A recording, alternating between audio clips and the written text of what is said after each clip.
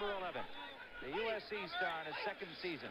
In motion is the rookie Billy Waddy. Cappelletti trying wide right and is stacked up. The first man to hit him was Bob Pollard, number 82, and he was then finished off by Craig Cassidy, number 23, the left cornerback. Cassidy starting for the injured Ernie Jackson. Jackson out with an elbow injury. A loss of 3 on the play. It'll be 2nd and 13. Quickly, Sonny, some final scores in. The Giants over San Francisco 20-17, and the 49ers lose their 5th game in a row. They are winless. The Rams shift into an I formation. Waddy starts in motion back toward the line. They pitch to Lawrence McCutcheon, number 30. McCutcheon got back 2 of the 3 they lost, and they will be 3rd in long, about 11. Quickly, some more scores. Baltimore defeated Kansas City 17-6 today. St. Louis over Philadelphia 21-17. Buffalo beating Atlanta 3-0, meaning the Rams can move into a tie with Atlanta for the division lead if they can win here today. Detroit 10, Green Bay 6. That's the final. Chicago leading Minnesota 16-13 in the 3rd period. An important game in the Central Division. McCutcheon and Cappelletti, the running backs.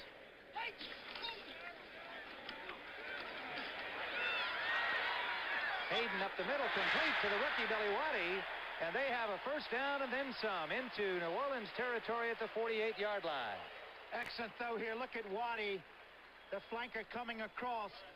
Thing that he keeps doing here, he keeps running his pattern when it looks like that Pat Hayden's going to get caught up short. He went back through the pocket and made the throw. Good reception here. You can see Hayden, what Hayden has to do here after going back. He runs back through the pocket, realizing he's in a little heat there. Comes out, makes an accurate throw. That was Cassidy on the coverage, but it was Clarence Chapman, the right cornerback, who made the tackle. First down for the Rams. They are in New Orleans territory. No score in the ball game. Cappelletti trying the right tackle side behind the blocking of Hara and Williams. Elix Price, number 75, put the stop on him, and he gained about 5 on the play. Let's call it 6. You take a look at this. This is the basic Graham play. The linemen stay on their feet. You look at those linemen just staying up in front of their people. Cappelletti just follows the blocking. He looks for the back of their numbers. If he can see their backs, that's where he wants to run. Well, that 21-yard gain to Waddy got them into New Orleans territory. It is now 2nd and 5 following the run by Cappelletti. Joe Federspiel putting the stop on McCutcheon. He got about 2 on the play, so it'll be 3rd, and we'll call it 2.5. This telecast presented by authority of the National Football League, intended for the private use of our audience. Any rebroadcast or other use of this telecast without the express written consent of the Los Angeles Rams and the National Football League is prohibited. Cullen Bryant trying to come into the ball game, but he did not make it in time. The Rams have 2 tight ends in, Terry Nelson and Charles Young, on 3rd and short. McCutcheon, number 30, is met right at the line of scrimmage. Did not make the yardage, Sonny. He came up short. Hank Stram applauding his defensive team there. He's very happy about the way they played that. They strung it out and made the play. Stopped them short. Derlin Moore and Elix Price, 74 and 75, the defensive tackles for the Saints, putting the stop on them. It'll be 4th and about a yard. The ball is just inside the 40 of New Orleans. We have no score. 9:42 remaining in this first period. Tim Ryan and Sonny Jurgensen at the Coliseum in Los Angeles. Nelson and Young, the tight ends, 83 and 86 respectively, remain in, and the Rams will go. Big gamble here early in the game.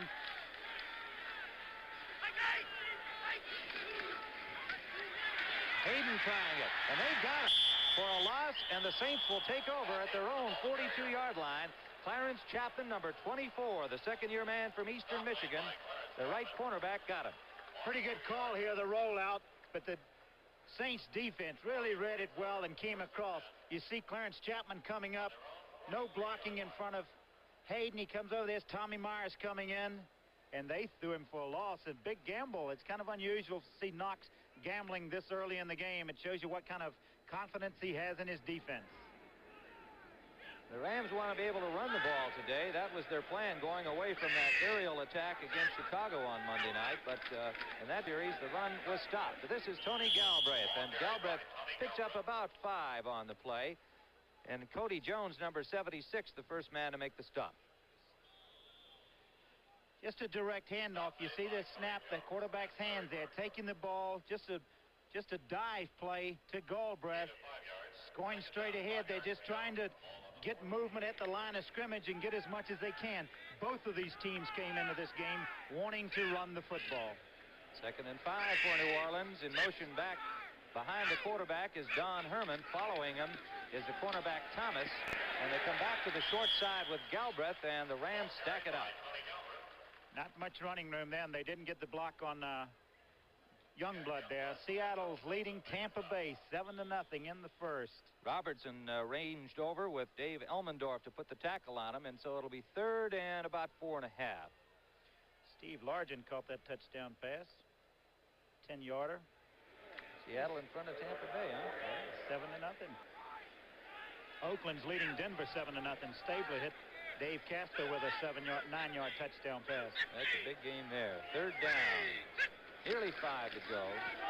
Chuck Muncie, his first carry, and he has the first down into the Ram zone at the 45-yard line, maybe the 44 when they spot the ball. The rookie linebacker Bob Brzezinski along with Elmendorf, the safety, made the tackle.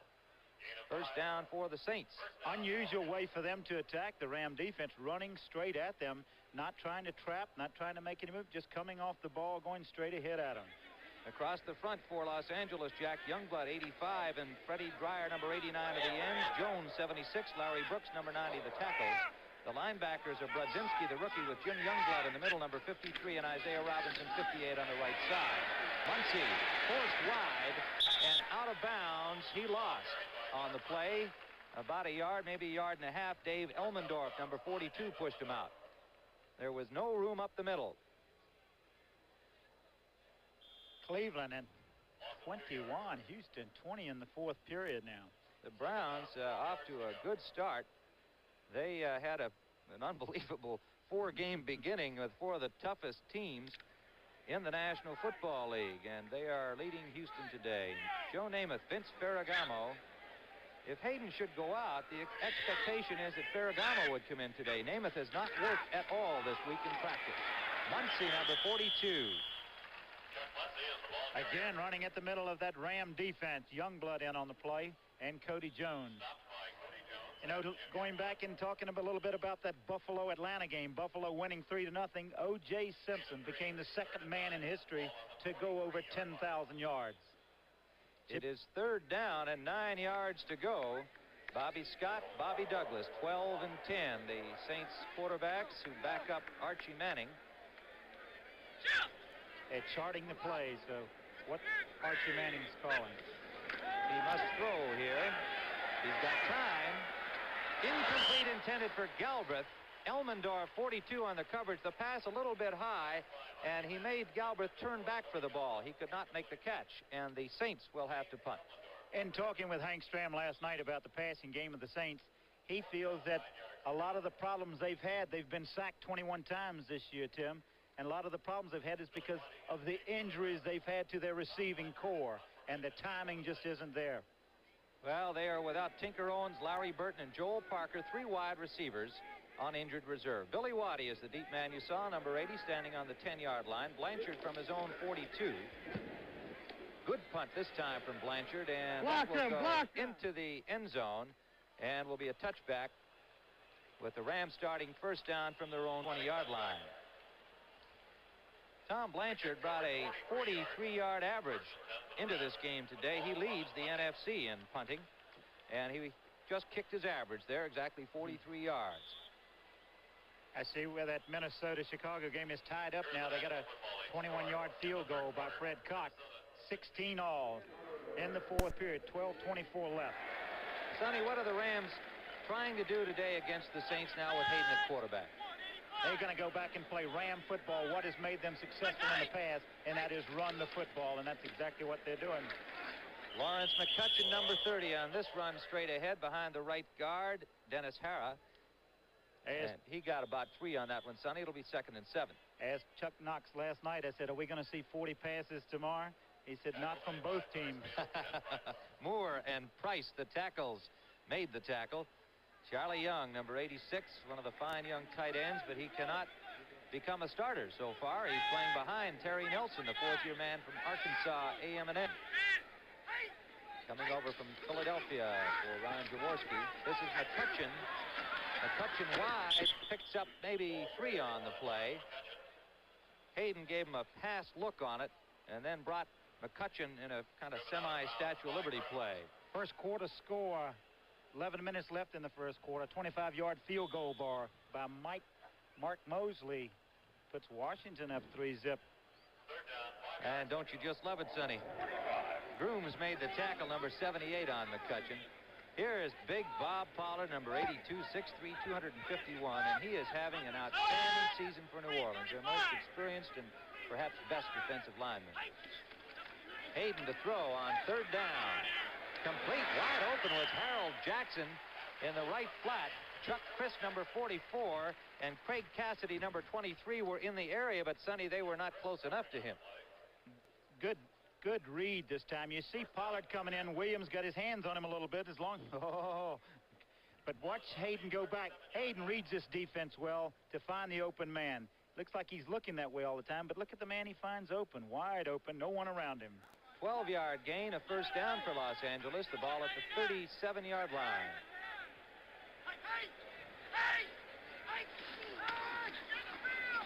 McCutcheon, just a straight sweep left, and he got maybe 5 on the play, close to 5 yards. He was pushed out by linebacker Jim Merlo, who came way over from left side, number 57. Talking with the Rams, they felt that they wanted to get outside, and I think we'll see some of Wendell Tyler later. Look at Tom Mack, number 65, leading this play. The other linemen staying on their feet. There's a block on Chapman, and it allows McCutcheon to gain 4 or 5 yards. 5:21 remaining here in the first period. We are still scoreless. The Rams are 2nd and 5.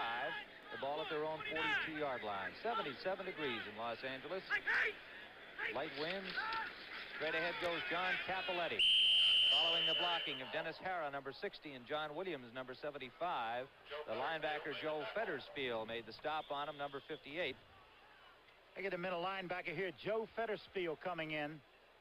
He's the leading tackler of the Saints, and look at him jamming up the interference there, just jamming up the whole hole, allowing the rest of the Saint defense to close in and help on the tackle.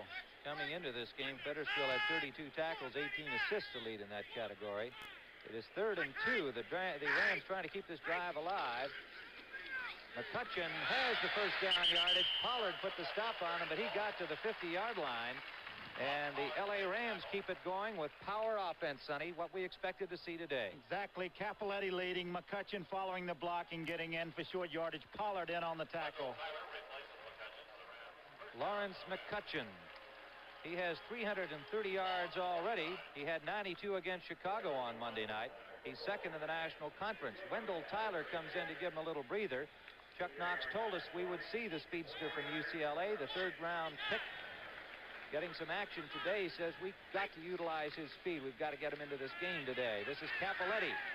Cappelletti picks up a couple on the right side. Derlin Moore, number 74, was there, along with Pollard again, number 82. Good defense on the part of the Saints, and they strung the play out. Everybody moved laterally well and contained Cappelletti and made him cut back into the pursuit. Wendell Tyler in the preseason gained 190 yards on 35 carries, but has not seen much action so far in the first 4 games. 2nd and about 7 yards to go, maybe a little bit more than that for Pat Hayden and company. They are now in Saints territory. Hayden with time, trying to find the open man, and it's over the head of Billy Waddy, who was covered by the safety Tom Myers. So it'll be 3rd down for the L.A. Rams. Boy, he dodged a bullet here throwing that one. A lot of people in white shirts around that ball, wasn't there? Tampa Bay now behind Seattle 7-3 in the first period. Got the hometown Seahawks going in front. 33-yard field goal by Alan Leavitt. Henry Stram doing his usual pacing job, and he'll do a little cheerleading over there. He likes to get involved in the game.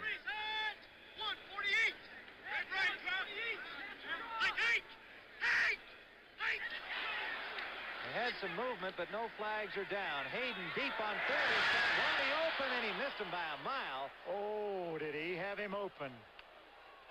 Did he ever have him open? Waddy can really fly. The rookie from Colorado does a 4.440, and he caught 5 passes against the Bears Monday night in his first starting role. A corner pattern. He lays it out. He didn't pull the string at all on it. Didn't want to. If you're going to miss, you want to miss long, and that's what he did. It may have been that Waddy coming out of his break, because he's changing directions, coming back out to run the corner pattern, lost his footing a little bit and didn't come out running as free as Hayden thought he would. Glenn Walker will punt, the rookie from USC, a free agent who beat out Rusty Jackson for the punting job here. A low snap, but a good kick. A little bit short. It is Rich Monty waiting for it. He'll let it bounce, and it goes out of bounds. They're going to mark it at the 19-yard line of the New Orleans Saints. And so with 2:48 remaining here in the first period, we have a scoreless ball game at the Los Angeles Coliseum, and the Saints will have the ball.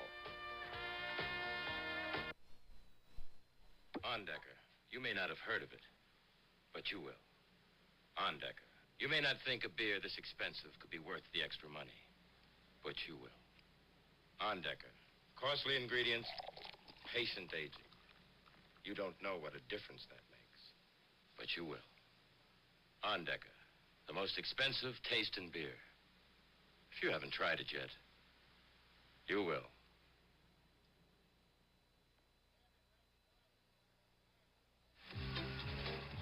You know, it looked like a light day, with nothing to deliver but posters for the AC Spark Plug Buy 7 Get 1 Free sale. What could be easier, right? Wrong.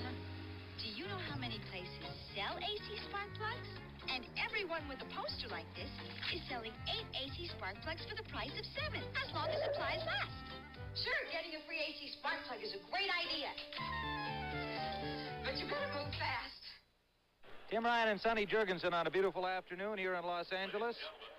A scoreless ball game with 2:48 remaining here in the first period, and it's first down for the Saints at their own 19 following a 29-yard punt by Glenn Walker. They shift into the split backs, and Galbraith, cutting back into the middle of the line, is taken down by the linebacker Jim Youngblood, number 53. Youngblood, Brodzinski, and Robertson, the linebackers. Brodzinski won the job from the veteran Rick Kay on the left side. He's got 2 interceptions already, the first pick from Ohio State. 17 tackles, and of course the Rams will have Jack Reynolds back if they want him. That is, and we assume they do. We expect he'll be activated next week after his lengthy contract negotiations were settled. They gave the Rams 2 games of grace in which he is not counted on their roster. Number 42, Chuck Muncie, the ball carrier, and you saw the rookie put the stop on him. Well, Brodzinski really plays this well. He's played outstanding ever since he's taken the job. You can tell when a linebacker or any football player is hungry, and that's what he looks like, because he's making all the plays, interceptions, as you said. Here he stripped the blocking down and came across and hit Muncie in the backfield. Chuck Muncie having a great start. Miami Dolphins are leading the New York Jets 7-0. Benny Malone on a 5-yard touchdown run in the first period. Third down passing situation. 5 defensive backs in for the Rams, and it's overthrown, intended for Henry Childs, number 85. Nolan Cromwell, number 21, the rookie you saw, put the hand up, but he could not get to the ball. He was the nickel back, the extra back in there. That one got away from Archie a little bit. He let it go a little before he wanted to, and that's why the ball sailed on him.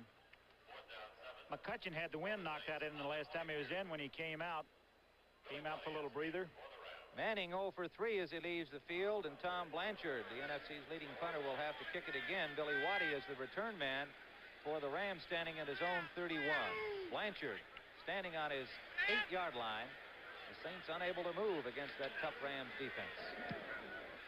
Another good kick by Blanchard backs Waddy to the 23-yard line, and he takes the turn at the 20. Great punt by Blanchard, backs up the Rams, and they'll start from their 22-yard line when play resumes. And this opportunity to remind you that Logan's Run at 8 o'clock tomorrow night, 7 Central and Mountain Time, will feature 2 mighty forces, it says here, warring over who shall rule the star world of the 24th century. A powerhouse adventure on Logan's Run tomorrow night, and I really enjoy that. I got to be a Star Wars freak like everybody else, I think. Sonny and Obi-Wan Kenobi, huh? You bet. Logan's Run, that's tomorrow night. We'll be watching along with the kids for sure. We've got an injury on the play, John Watson. Boy, and what a kick by Blanchard. 57 yards that time. Watson downfield trying to get in on the action, was blocked and is being helped off. Watson is the backup center on the Saints. And it looks like he's all right, but getting some assistance off the field. First quarter score, 7-6, New England leading San Diego there. That's an interesting ball game today because the Chargers off to such a surprising start. They're giving everybody all kinds of problems, and New England, on the other hand, having problems. And they've now got Gray and Hanna back in their offensive line and still figure to be a contender. So the Rams will start now. Lawrence McCutcheon, the best hole of the afternoon. He goes straight ahead behind the right guard, Dennis Harrah, out close to the 30-yard line. And he got about 6, close to 7 on the play. Feddersfield made the tackle. What about this game? Denver and Oakland all tied up at 7 apiece. Greg Morton, 10 yards to Riley Groom for Denver to tie that game. Blanchard's punt, by the way, was a 57-yarder. It set the Rams back where they are, but on second down, it'll be Capoletti trying wide left, cannot make the turn as Eloise Grooms, number 78, made the stop on him. Eloise really turned him inside, and Feddersfield finished him off. He got maybe a yard and a half. It'll be third down, and again, Hayden with the opportunity to make the third down conversion and keep the drive alive. Sonny, they've been faced with 3 of these already. Neither team has really been able to keep a consistent drive going. 3rd and 2 situation here. He elected to run the last time he had this position. Rams gambled on 4th down early in the game. He ran it again, the same type of run he ran last time. Looks like it's going to be close. He looks like he picked it up to me. McCutcheon, and we'll find out if he got it when play resumes here, because we have just completed the first period at the Coliseum, and we've got a scoreless ball game.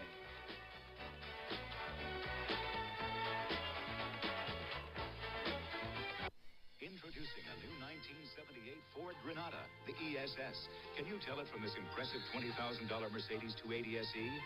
Granada. Mercedes. Granada. Mercedes. Granada. Mercedes. The new Ford Granada ESS. See how close you can come to the look of a $20,000 Mercedes at the price of a Granada.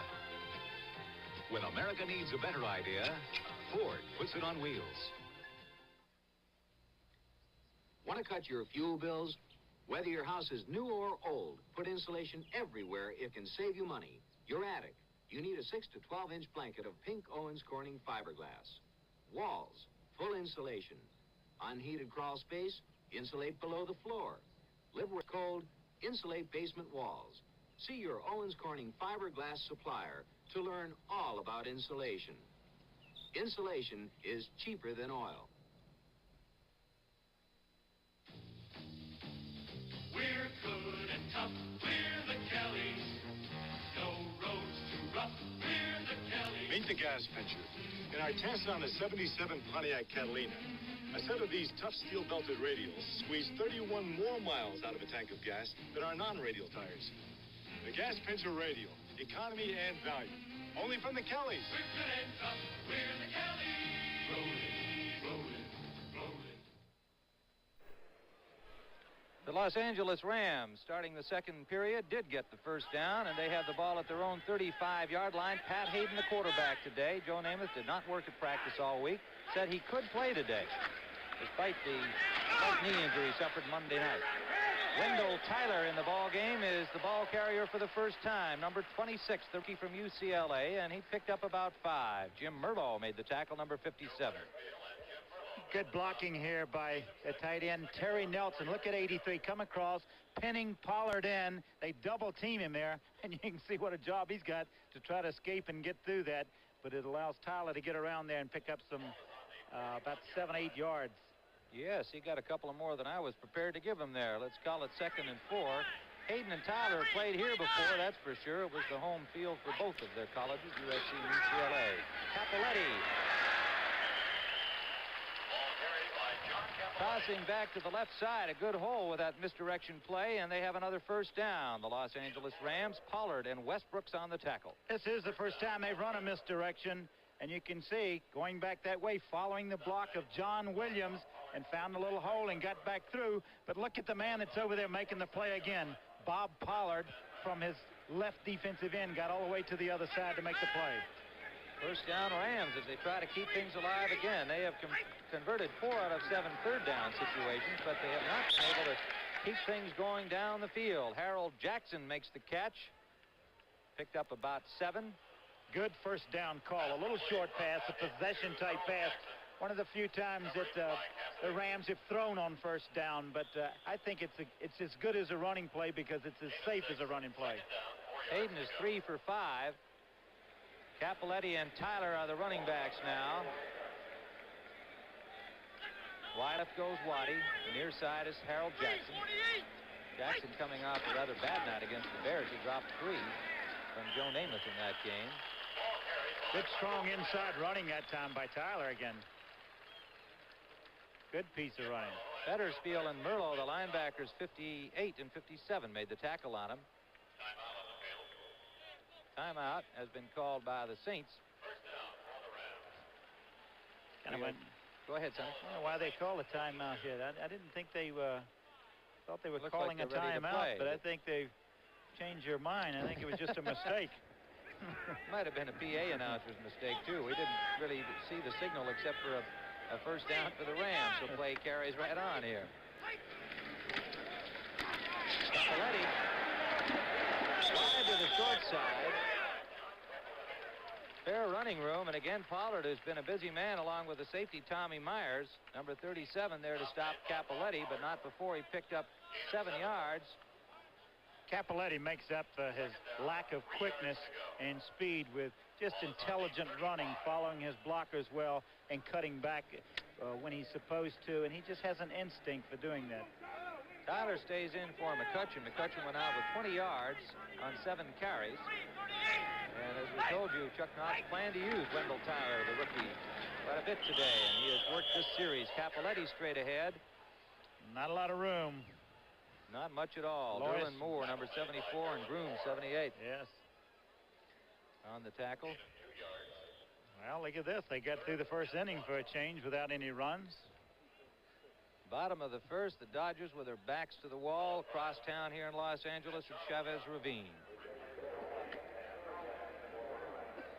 Cullen Bryant in the ball game, along with Charlie Young on this 3rd and short. Young joining Nelson as a double tight end. Goes straight ahead and appears to have the first down yardage. It's the 3rd time they've gone to the well with that same play. They've gone to that same little action, straight ahead with a 1 back leading the play. They double team in there on Merlo and Pollard. Get some good movement at the line of scrimmage, and Tyler goes over the top. See Myers coming there sticking him. Now the Rams on the move at the 31 of New Orleans. This is their deepest penetration of the first period. We are scoreless. 11:30 remaining in the second period, pardon me. 11:25 remaining in the second quarter. And we have no scores yet. Hayden. Wide open Capoletti. Pulling his way over the 15 to the 13-yard line. Joe Fettersfield, the middle linebacker, made the tackle with help from Tommy Myers, the safety, number 37. And an excellent call by Pat Hayden, a first down call. This is the 2nd time in a row he's thrown on first down, had both backs out of the backfield, just read his linebacker drops and picked the open man, and he finds Capoletti wide open. A 17-yard gain, and you have mentioned Pat Hayden's call, and we should mention again that while the Rams have been alternating between the coach calling and the quarterback calling, it is Hayden making the calls today. Tyler trying a wide left inside the 10 to about the 9-yard line. Tommy Myers, number 37, comes up to put the hit on him, and the Rams are rolling. Wendell Tyler doing a good job coming in and giving a little breathing time to Lawrence McCutcheon, who's had a cold and is having some trouble breathing today on the field, and that's one reason he's not in there. 2nd and 5 at the 9-yard line of New Orleans. The Rams knocking on the door. An injury report on the Saints' John Watson. It was a knee injury on that punt play, and he will probably not return today. Tommy Myers just went out on defense for the Saints. Jimmy Stewart in. Second down play, Cappelletti to the 5, loose ball. Looks like it might be, yes it is. New Orleans Saints recover. The Saints recover at their own 4-yard line. Cappelletti took a pretty good shot after carrying it about 3 yards beyond the line of scrimmage. And Clarence Chapman made the fumble recovery for the Saints, and they'll take over deep in their own zone.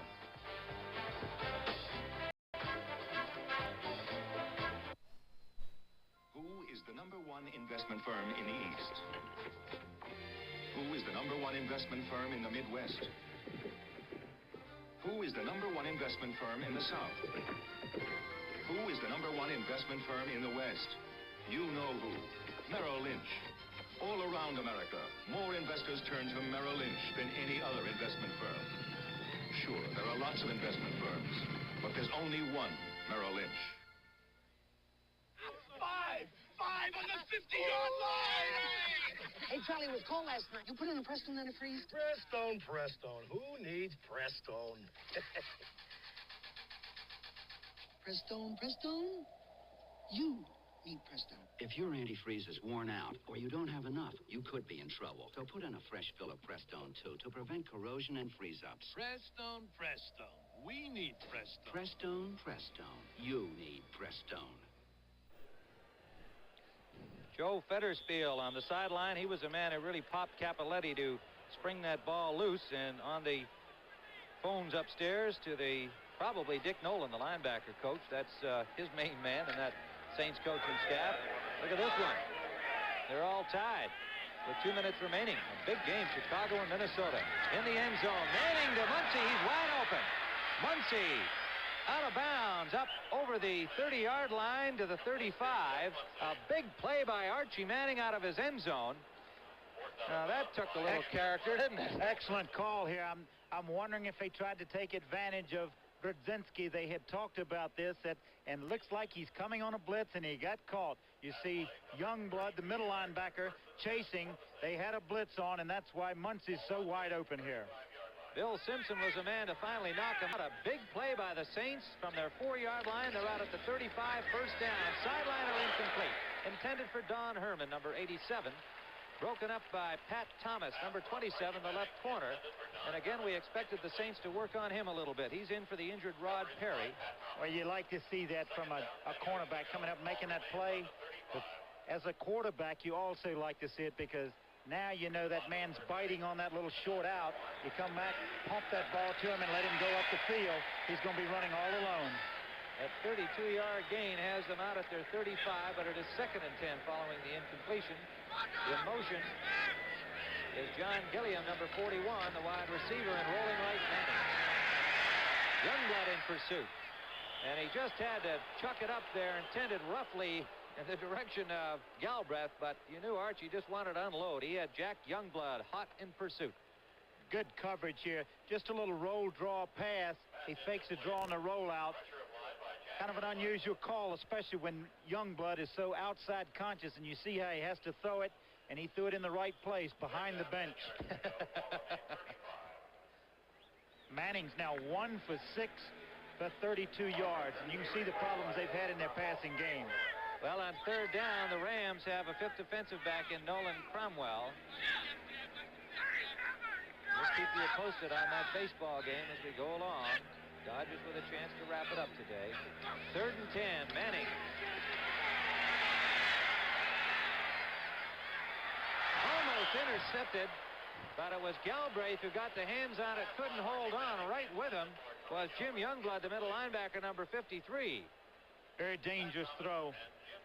Dangerous throw by Manning. You see Youngblood coming off. He thought he should have had it, and so did Galbraith. I think I just thank you, Bob Stenner, our producer, for saying that I had said that the Dodgers have a chance to wind it up today. The Dodgers, of course, have to stay alive as the Yanks have the opportunity to take that World Series. With a victory today, the Dodgers need the win to stay alive. We'll keep you advised as that game progresses across town here in Los Angeles. Blanchard to punt. Waddy and Bryant are back for it. It's taken by Waddy. He's got some room. inside Saints territory to the 47-yard line. And so with 9:32 remaining here in the second period, we still have a scoreless ball game, and the Rams are now in Saints territory. Energy for a stronger America. This is a remarkable energy-saving machine called SCAMP. Exxon developed SCAMP to clean the hulls of giant tankers. It can scrub marine growth from an entire supertanker in just half a day. Because a clean ship moves through the water more efficiently, we can save thousands of gallons of fuel every voyage. SCAMP, technology from Exxon that can help save energy for a strong America.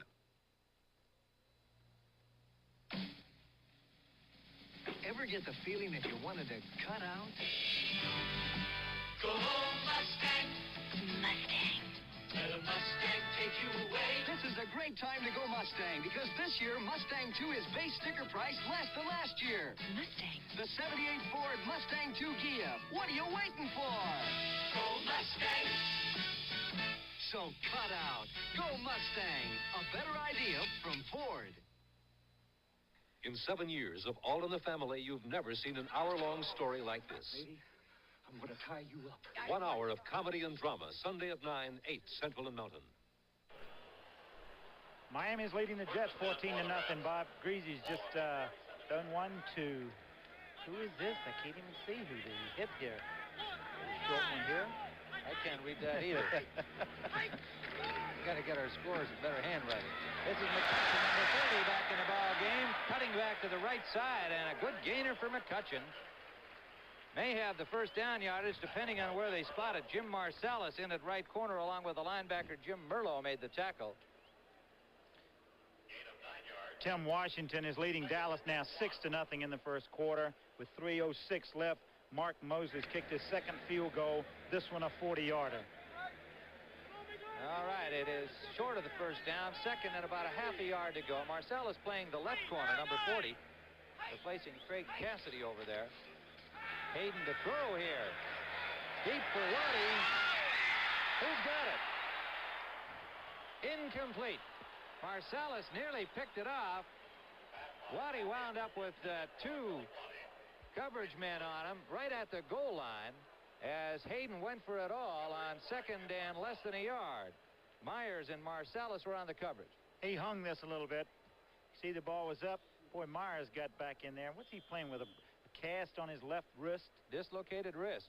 He came back in and really made sure, he was being sure that he was going to strip Waddy of the ball. There's a cast on his arm right there. Look at that. It's a lot to... It's a weapon, isn't it? I wouldn't want to get hit with that. So it is third and about a half a yard to go. We expect them to run the ball here, and they do.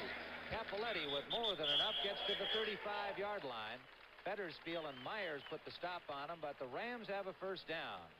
Now, they've been in here before, and so far have come up empty. 8:30 to go, second period. They kept the ball for 6.5 minutes a little early on a drive and came away empty-handed. The fumble by Capoletti down at the 4-yard line of the Saints ended that drive. Hayden 4 for 7 and 56 yards so far.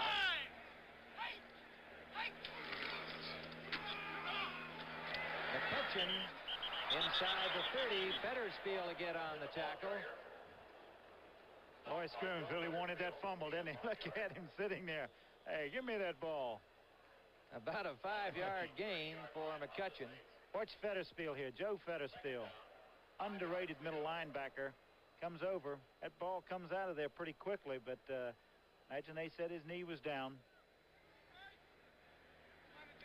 Capoletti and McCutcheon are the running backs for the Rams. Jackson and Waddy, the wide receivers. Hayden will throw.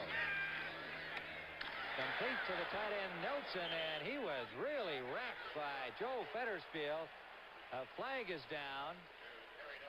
The play will be marked near first down yardage, and the penalty will probably be against New Orleans. Let's see if we can pick up a face mask violation here. Right there, I think. Oh, I don't know if it's face mask or shirt.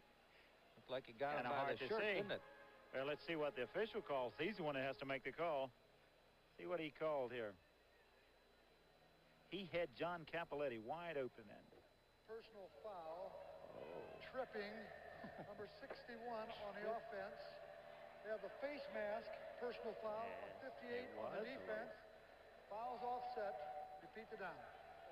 Well, you heard it very succinctly expressed by Don Wedge. Let's see if we can see the tripping referee. here. We saw the face mask. Let's see if we can see the tripping. Rich Saul, the center, number 61. There it is, a little leg whip. That is an old trick by offensive centers. It's better known as a leg whip. Oh, and then you see the face mask there. You quarterbacks get a good view of that, too, when it happens, I'd say. Wendell Tyler back in for the Rams. He has the ball. Breaks one tackle. Fights over the 25-yard line. Merlo is there to put the stop on him, along with Chuck Chris, number 44. And we'll see if he got the first down. It's going to be close. Chuck Chris is an interesting player, isn't he? Didn't play football in college. Where did he go? Penn State. He was a basketball player. That's right. Had a shot with the New York Giants. Didn't last there. Now 6 years in the league. He's 26 years of age and developed into a starting safety for the Saints. Measurement here, and what do you think? You think he made it? I think he's a little late. Not by much. Oh, boy. Well, they even been in the polls, aren't they? Gentlemen. Tom Mack says we have the width of a finger. 3rd and inches. Charlie Young comes in here to join Terry Nelson at tight end, and Cullen Bryant in the ball game, number 32. Down. Oh, Yes, here's sir. a good gamble situation here. Here's where I think as a quarterback you'd like to give 3rd and inches. You figure you picked up 3 first downs, the 3rd and a yard to go. Here's where you can gamble and go for the touchdown and go for it on 4th down. Well, let's see if Pat Hayden is thinking like Sonny Jurgensen at the moment. That's why I'm in the booth. He's playing it short. Capoletti has the first down, and conditions were a little bit different for the Rams and Hayden. I think he might have done that, but I think they're thinking conservatively today. And he's got the first down. They've run the same hole every time for the first down. They've given it to different backs going in there. This time they gave it to the fullback straight ahead. Federspiel was the man on the tackle. He's been busy and brilliant so far in this first half. Well, they're in overtime, the Bears and the Vikings, and that figured to be a war today, and it is. And the Bears coming off a Monday night game, but of course they came off it high with a victory over the Rams. Hayden, sideliner, complete to Jackson. Another little first down pass again. You watch, he's going to do this a couple of times and get that cornerback very conscious of it, Marcellus, to bite on that, and he's going to turn right up the field and be running free. Hank Stram has Marcellus in there for Craig Cassidy. Cassidy was playing for the injured Ernie Jackson, who's out with an elbow injury. And obviously, unless Cassidy is hurt, we have to assume that Hank felt that he better get Marcellus, the more experienced 8-year man, in there ahead. First-year man Craig Cassidy on that corner. 2nd and 3. Wendell Tyler. Tyler will score. Touchdown, Los Angeles.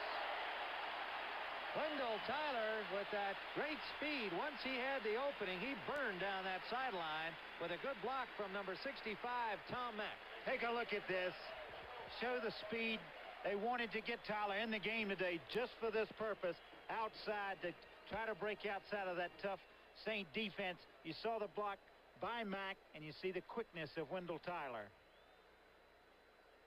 So the Rams open the scoring in this game, and we're down to 5:58 remaining in this second period.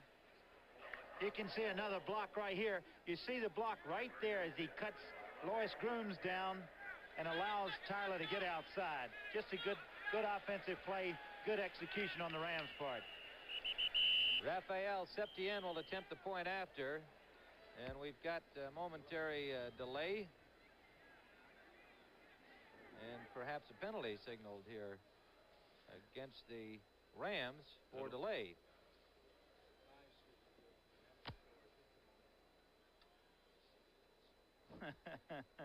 What happened to his whistle? Well, they're going to kick it again. That much we know, and it'll be from the 20.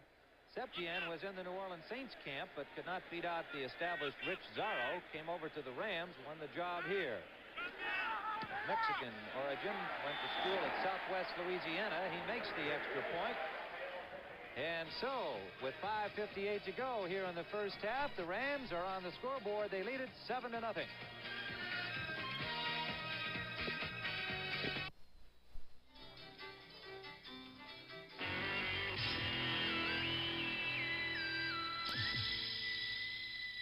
Schlitz Light.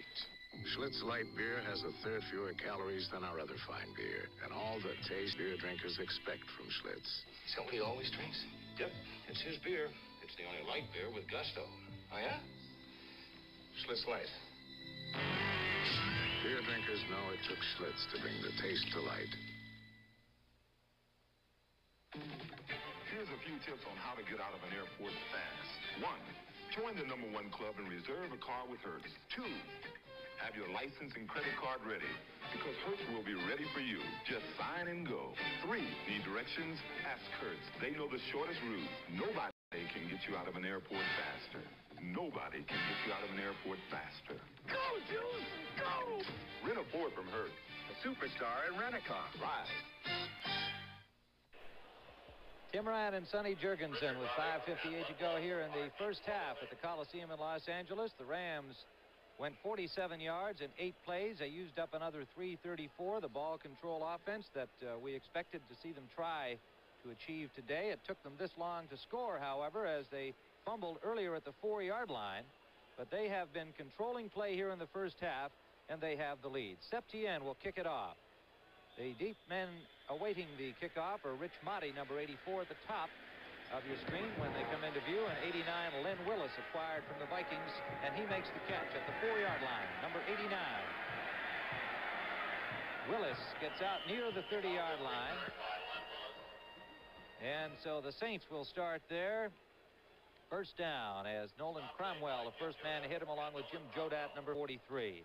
Next Saturday on Sports Spectacular, we've got a great boxing card coming to you from Las Vegas. The Spinks brothers in action. Leon Spinks, currently 5-0, will take on Scott Ledoux, a very tough veteran, and younger brother Michael, the light heavyweight of the Spinks, will take on Gary Summerhays, a Canadian, along with Bernardo Mercado and Greg Johnson. And the world's strongest men, that's next Saturday on Sports Spec at 4:30 Eastern Time. Gilliam in motion for the Saints. Muncy, a tremendous hit on him by Jim Youngblood, number 53. Muncy has been bottled up pretty much in this first half. He has. I have word on that Dallas-Washington game. Quarterback Billy Kilmer of Washington is out with a bruised shoulder. Joe Theismann's now quarterbacking. You better suit up there, Sonny. Get back there in case Billy can't it's go. It's still 6-0 right at the end of the first quarter. Muncy has only 12 yards and 5 carries. He had 78 yards against San Diego last week in the 14-0 loss. 2nd and 8 for the Saints. Muncy again, net right at the line. Youngblood slashing in from the middle linebacker position. And you know, Chuck Knox says, Sonny, that if they bring Reynolds back next week, that he will have to win the job back from Jim Youngblood. We see a lot of skepticism among observers of the Rams. They feel that Reynolds will just be handed that job back. What do you think? Youngblood has been playing well. Youngblood has made the transition in from outside to the middle linebacker.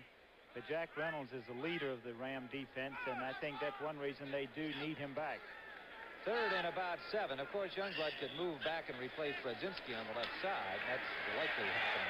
Manning short, intended for Gilliam. Looked like he wasn't really set too well there, quarterback. What happened on that play? He wasn't set. Again, the timing. Gilliam's only been there a week. The timing was off on the pattern. Gilliam went very deep. He had much too much for the first down. I don't know what the yardage was called on the play, but Manning was ready to throw and Gilliam wasn't ready to break. Manning is now 1 for 8 and only 32 yards, and the Saints have just been unable to get anything going here against the Rams. Cullen Bryant and Billy Waddy will await the punt from Tom Blanchard, standing on his own 15-yard line. They're going to have an offside call here. Big punt from Blanchard. Backing Waddy up to the 21. Waddy, no return of any significance this time. He got out to about the 32. Flags are down. See what the call's going to be here. They might elect it. If it's on the Rams, they would penalize them from there. I think you'd still have 4th down. You have to kick it anyway. see what the penalty is. Motti and Hughes made the tackle down there. A good one on Billy Waddy, who tried to come back inside, but we have a couple of flags. As Sonny pointed out, there was one right at the kick. I think that was offsides, Rams. If the other one is on the Rams, I think they'd let the kick go. Clipping. Looks like clipping against the Rams. Yes, it looks like they'd go ahead and keep it from right here and penalize them from there because it was a good punt. They'll set them back, and they'd only have a 5-yard penalty and have to hope for another good kick and good coverage. And that's one thing, one of the weaknesses of the Saints team. They've had an average of about 20 yards return on each punt. Well, looks like we have a little there's a little seminar going on. Seminar, right, among the officials. They want to make sure that they call it right, and that's fair enough. Better to take a little time, make sure you're right, and rush and be wrong. He's saying, do you want onions on yours? Mustard or onions? What do you want? I don't know. What do you think? I think I'll have a hamburger instead. Hold the mayo. They're going to make him kick again. What is this? Taking it back.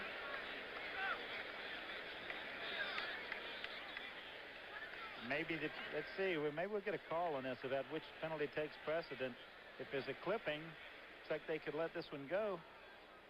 Well, we haven't seen the first signal as yet. I don't believe we got the first signal. The second one apparently was a clip. Let's find out from Don Wedge. Offsides, defense. We had a personal foul, clipping on the run back, which is declined. We take the offside defense, 4th down. All righty. You heard it. They were both against the Rams. They declined the second one. They take the first one, which is the offside. There's Collins right there moving. You see him? Right. Moving right on the center. He moved before the snap. So they'll punt it again. Blanchard standing on his 22. Bryant and Waddy are back. Waddy is the deep man. Bryant is quite short. Blanchard gets another good kick away. Waddy at the 18 eludes one tackler. That was Len Willis he got away from, and he got out to the 30-yard line. And he stopped there by number 53, Rick Kingray, a backup linebacker.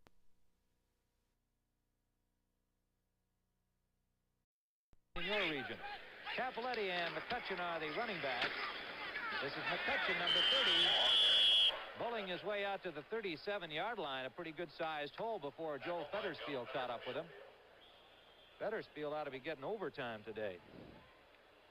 How many rushes that is? See if we can check out and see how many times the Rams have run the ball so far today. Miami leads the Jets now 21-0 in the second quarter with only 2 minutes left in the half. Blanchard's had 5 punts already in this game. That last one for 46 yards. It's a good thing that he is as good as he is because he's been busy. John Capoletti, the Heisman Trophy winner. Oh, good muscle effort by Capoletti out to the 45.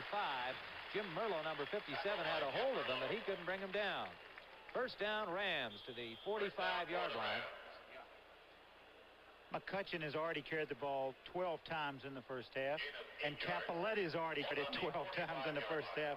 They've gained 93 yards between them. McCutcheon has 50 and Capoletti 43. So you can see the emphasis today is on the running game.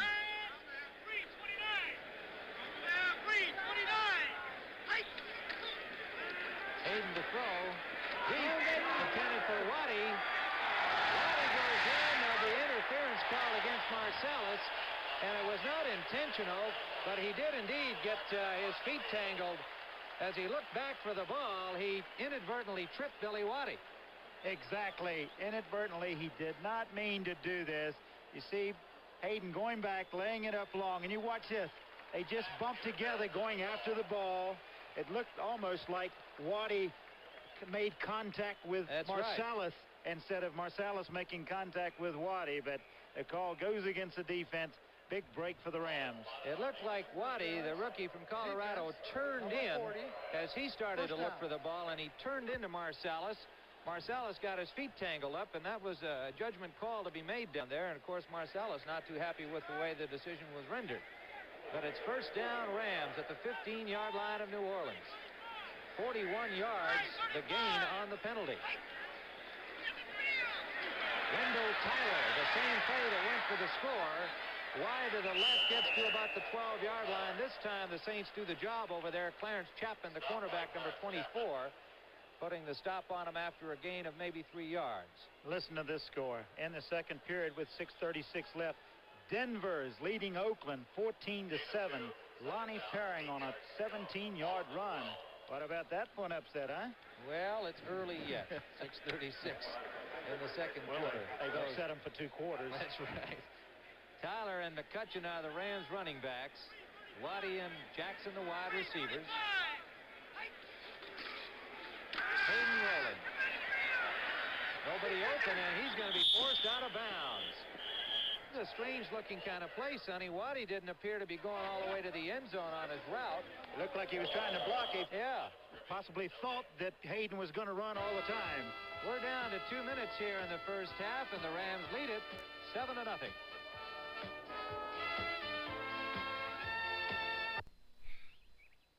Should have bought Mobil 1. The oil that saves you gas, you know. Should have bought Mobil 1. Helps you start at 35 below. Should have bought Mobil 1. Engine temperature hits 500. You're cool. Should have bought Mobil 1. You only change it every 15,000 miles. Mobil 1, the oil that does it all. Take it from an expert.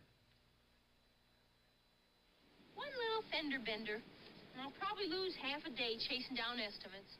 You don't have to chase estimates with Allstate. I don't? Not with Allstate's drive-in claim centers. We take care of the estimate, and we can settle up on the spot. Just a couple more minutes.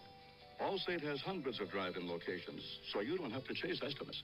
What a difference. When it takes being different to be better, Why? Allstate will do it. That's a promise from us. The good hands, people. 1:58 to play here in the first half at the Coliseum in Los Angeles. Tim Ryan and Sonny Jurgensen bringing you the Rams and the Saints, with Los Angeles leading at 7-0. A 16-yard touchdown run by rookie Wendell Tyler. That occurred in the first period, and or early in the second, pardon me, to make it a 7-0 football game. The extra point by Raphael Septien. After a scoreless first period in which the Rams controlled the football but could not get it in. And they fumbled at the 4-yard line early in the second period before getting the score from Wendell Tyler. McCutcheon has 50 yards rushing in this first half. Capoletti with 43, Tyler with 41, and that is just about what we expected here this afternoon, Sonny, at least in what the Rams were hoping to do. 3rd and 7 now as Los Angeles threatens again. McCutcheon and Cullen Bryant, the running backs. Hayden, number 11, the quarterback. Under pressure, incomplete. Tried to get it to McCutcheon. It was Pollard and number 72, the rookie from Nebraska, Mike Fultz, in there applying pressure on Pat Hayden for the Saints. Strange call. It was a play-action pass at 3rd and 7, and they ran a little bootleg, and the Saints very wisely didn't go for it. They had good coverage in the secondary. Hayden had to throw the ball away. So Raphael Septien here on 4th down will attempt from the 20-yard line. Holding is Nolan Cromwell, number 21, rookie defensive back. It is wide from the 21-yard line for Septien, and he can't be too happy with that one. He's an engaging young man. I spent some time talking to him at practice on Friday and kidding him about saying, you know, I hope for your sake that I'm not saying wide to the left, Raphael, at any time, and maybe he was thinking about that. I don't know. But 21-yarder missed. He's made a couple of movies, hasn't he? Looked like it was a good hole. Got the ball down. It's just line up, and sidewinders have a tendency to hook that thing a little bit. It's probably what he did there. Well, Saints fans delighted that he missed. Now their club still remains only 7 points down, and they have first down at the 20-yard line. In motion is Gilliam. Manning, play action. He's got running room, has the first down, and gets out of there before contact is made by Elmendorf. 1:39 as he goes out of bounds to stop the clock. Minnesota has defeated the Bears in overtime, 22-16, and what a ball game in the Central Division of the National Conference. Dallas has come back taking the lead over Washington 7-6. Roger Staubach hit Goldie Richards with a 51-yard touchdown pass. That's in the second quarter. Houston's in the fourth quarter now. They're leading Cleveland 23-21. What a game that is. Second down for the Saints at the 32-yard line. Time winding down in the first half. They trail 7-0. They have not been able to generate an offense. Manning. Muncy. Didn't get out of bounds. Clock's going to run. They're going to, without a huddle, he called 2 plays in the huddle. They're going to go to the line of scrimmage. Jim Youngblood and Larry Brooks made the tackle on him, and they did keep him in bounds. So the time now stopped by the officials in order to get them lined up properly, and now the clock begins again. We're down to 1:17. Second and about 4.5. Out for Galbraith, complete, and he's hit immediately. They do have the first down. Now they want a timeout. Bob Brodzinski, the rookie linebacker from Ohio State, made the tackle with 1:11 to go. The Saints in their 2-minute drill here trying to go into that locker room with the score tied at the half if they can. They got a break on the missed field goal from only 21 yards by Septien. I was looking at the number of times they carried the ball here, looking at the rushing totals here in the first half. Just quickly, unofficially, 134 yards for the Rams, and New Orleans has rushed for only 27 yards, except for that 12-yard run there by Manning. I'm talking about the running backs themselves, not the quarterbacks. But that's been the big difference here in the first half, that the Ram defense has been able to shut off the running game of the Saints. We'll be returning to CBS Control in New York at halftime. Brent Musburger, Irv Cross will be there with scores and highlights from around the league and a lot of interesting happenings in the NFL in this 5th week today. We've been passing along the scores to you, and obviously there have been some particularly interesting games. In that Minnesota-Chicago one, the Bears feeling that this was the year that they might put their young club together and take a real run at the Vikings. They came off their victory against L.A. Monday night and really battled the Vikes today. But Minnesota, probably an improved team over a year ago. And although a lot of people thought they were too old, they have so many fine young players that they've been just fitting into those places, Sonny, that I really believe Minnesota is a better club than they were last year. I think so, and I was interested in what Chuck Knox had to say about his football team, losing people like Olsen and Reynolds and and Jesse, that he didn't think they were as strong as they were last year. That's right. And he mentioned James Harris in that group too. Manning drops the ball, gets it back, and has to unload just to get rid of that ball as he had pressure on him. Elmendorf firing in from the safety spot. Well, I tell you, that's some interesting bounce. Watch this. I'll tell you something. This is funny. Going rolling here, you didn't get a chance to see it. But what is his number? I'll tell you, it was James Thaxton came back and threw an elbow right in the face of, you saw it right on the, he throws it in the back here on Freddie Dreyer. And after he threw the thing, Youngblood kicked him in the pants. Nobody saw it except the players, evidently. So it is second down and 10. Manning with time, and he overthrows Galbraith. Manning waving down the field, pointing out something. Somebody either ran the wrong pattern or he thought that perhaps the Rams had committed some illegality. I think Robertson on the coverage. He probably felt Galbraith then. He looked like he took a false step or something. Felt the linebacker was holding on to him a little bit. Rams with 5 backs in there now. Brodzinski comes out. Nolan Cromwell comes in this third down passing situation. 1:02 remaining in the half. Manning 3 for 12 and 44 yards. Just not been able to get it going here so far, but it's only a 7-0 ball game, so we got a long way to go here. They can just throw out what happened in the first half. When things begin, they're only 1 touchdown down. Flag is down. Complete to Muncy. Muncy to the 40-yard line. 41 we'll call it as he goes out of bounds to stop the clock. 55 seconds remaining. Let's see who the flag is against. I think we had an offsides on Freddie Dreyer then. He took a little quick start and didn't get out of that neutral zone there. He never backed back out of it, so they call him for offsides, but they'll decline the penalty and take the big gain. So the Saints still with the opportunity here. Defense, number 89, decline. First down. If they could score before the end of the half, after the way they have played in this first half offensively, they got to feel pretty good if they go in there all even. I think you said the second half, they're in the ball game with them trailing only 7 points, and to get points here would be a big plus for them. They're at the 40-yard line with a first down. Split backs. Wide left is Gilliam. Wide right is Herman. Swing pass. They have blockers in front of them. Galbraith. Galbraith inside the 30. They use that play quite a bit, Sonny, where they set up a screen over there with 2 or 3 blockers on the right side. It looks like a little swing pass out there, but they've got men in front of them. They release their lineman. It's a quick screen. You see the blocking need to get there. Excellent blocking. 30 seconds left. Manning has got time. He's going to run it. Slides in at the 17-yard line. 21 seconds remaining. And they call a timeout. Good running then by Archie.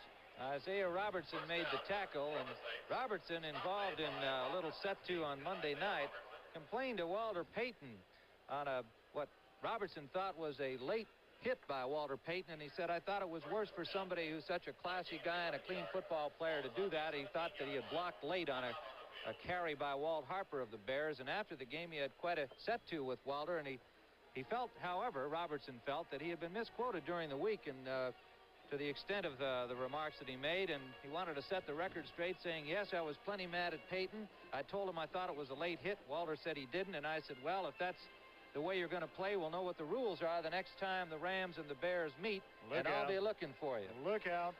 But he did want to get the record straight that he didn't threaten Payton with anything more serious than that, and Robertson felt that he had been misquoted in some of the remarks written during the week.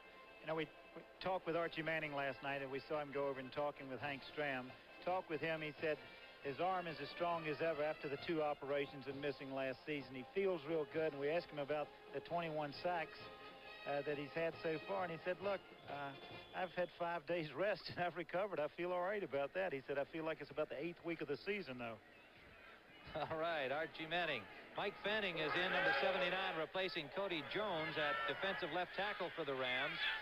21 seconds remain. The Saints have 1 more timeout left. They got that. Complete to Henry Childs, number 85, and the Saints are on the board with 17 seconds on the clock. A perfect strike from Archie Manning to tight end Henry Childs. Elmendorf on the coverage simply could not handle the big man. 6'2" Henry Childs. The thing he does so well here, and you see the protection he gets. Good protection. He gets it over the linebacker. As you said, perfectly thrown strike right there. And he hits him in the end zone for the touchdown. And they can tie this thing up here with this point after. Now, Rich Zarro doesn't miss too many. Blanchard will hold.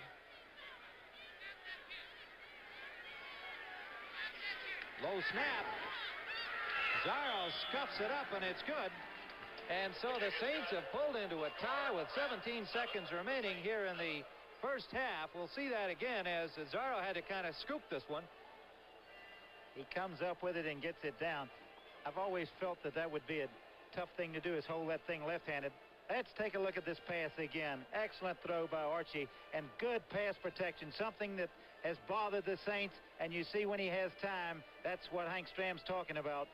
He has the ability to throw that thing just like he did there. Well, they can throw out all of his first half passing stats because he's even on the scoreboard, Sonny. That's all that counts. He threw the strike when he needed it, and that was a good drive, kept alive, we might add, by the rushing of Archie Manning. Twice for a total of 23 yards. It kept things going and put them into that scoring position. And so now, as I said earlier, they can simply erase this first half that has been dominated by Los Angeles, because they're starting all over again, all even. Bryant, Tyler, and Jodat lined up waiting the kickoff from Rich Zarro. Tyler is the deep man standing on the 2-yard line. 17 seconds remaining. We'll see what the Rams can do, if anything, in this amount of time. They got to be careful of the run back here. This is what's bothered them. The clock starts now, and the ball is caught by Tyler, gets out to the 30-yard line. Boy, Rich Marty made a good play there, going in and making that play. Number 84, the free agent. just worked his way onto this football team. The rookie from Penn State, Hank Stram, loves his attitude, and he was starting at wide receiver after Owens, Burton, and Parker all got hurt. But now the veteran John Gilliam is the starter at wide receiver, but they like that Monty. 12 seconds left. What can you do in 12 seconds when you're in that position at the 30, Sonny? Well, you can hope for a big pass interference call. You can lay one up and hope for the pass interference. Capoletti and McCutcheon are the running backs, and they're going to play it safe. McCutcheon off the right tackle. Got about 8 yards. And they're going to let it run out. And that'll be it. So, pretty much the kind of a football game we expected. It was dominated by the Los Angeles Rams, who squandered one scoring opportunity early, went ahead 7-0, but Archie Manning brought the Saints back to tie at 7. We're going to show you why this 7 1/4-inch Black & Decker circular saw just might be the finest saw for the money in America. It's not just the 1 1/3 horsepower motor or the wraparound steel shoe. It's because when it has to work really hard, it can work and work and work really hard. When America has a job to do,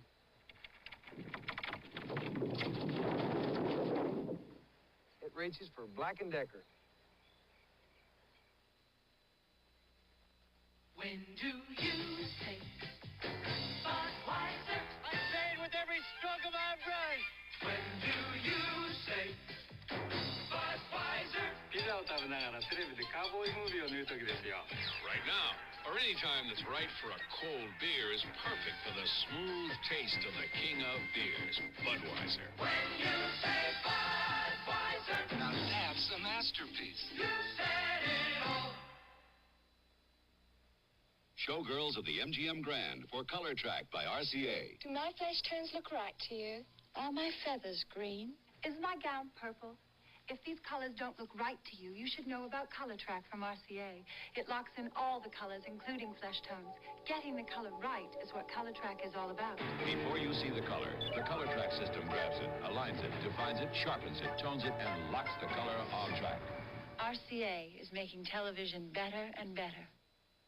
In 7 years of All in the Family, you've never seen an hour-long story like this. You know, you smell wonderful. Oh, that's lemon pledge. She'll be here at 6 o'clock. That's just a couple of... Edith's 50th birthday party sets the stage for comedy and astonishing drama on a 1-hour special of All in the Family, Sunday at 9, 8 Central and Mountain. Next Saturday at 4:30 p.m. Eastern, CBS Sports Spectacular presents a boxing triple header with gold medalist Leon Spinks taking on Scott Ledoux in a heavyweight contest. Gold medalist Michael Spinks goes against the Canadian champion Gary Summerhays in a light heavyweight matchup. 10th-ranked heavyweight Bernardo Machado tangles with Greg Johnson. And the world's strongest men competition features the wheelbarrow race. That's next Saturday at 4:30 p.m. Eastern.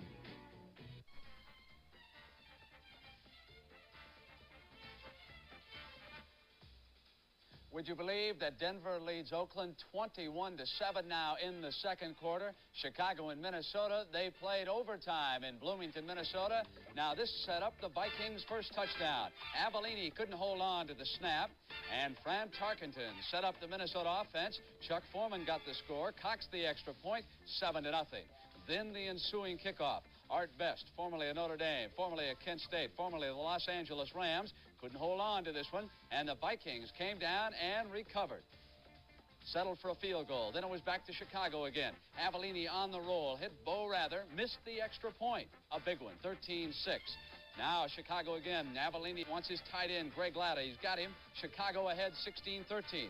This could have won it in the fourth quarter, but Minnesota blocked the field goal attempt.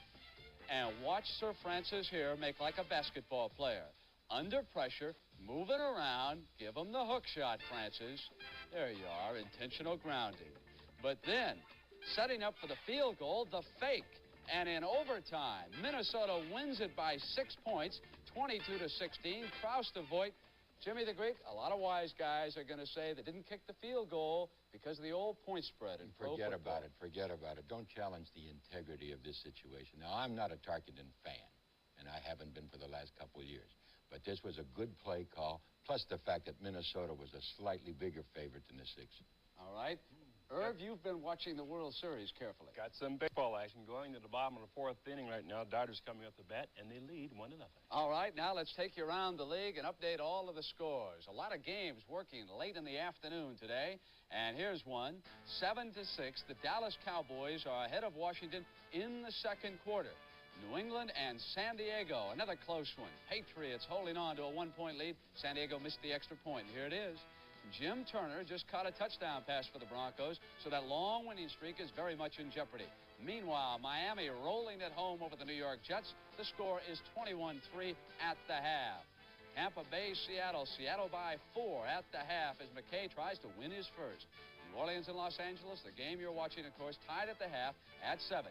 Here's a final score. With no time left, Cockcroft kicked the field goal that gave the Browns a 24-23 victory over Houston.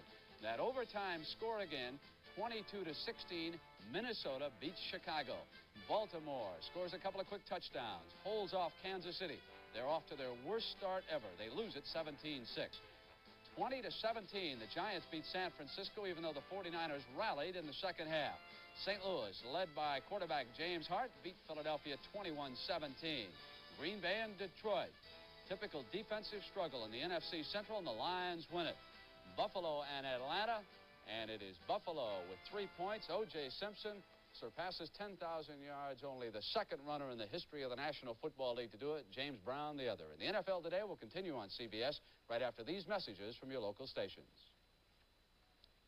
A sick wife and loan shark problems drive a rookie cop to desperate measures on Kojak tonight on CBS.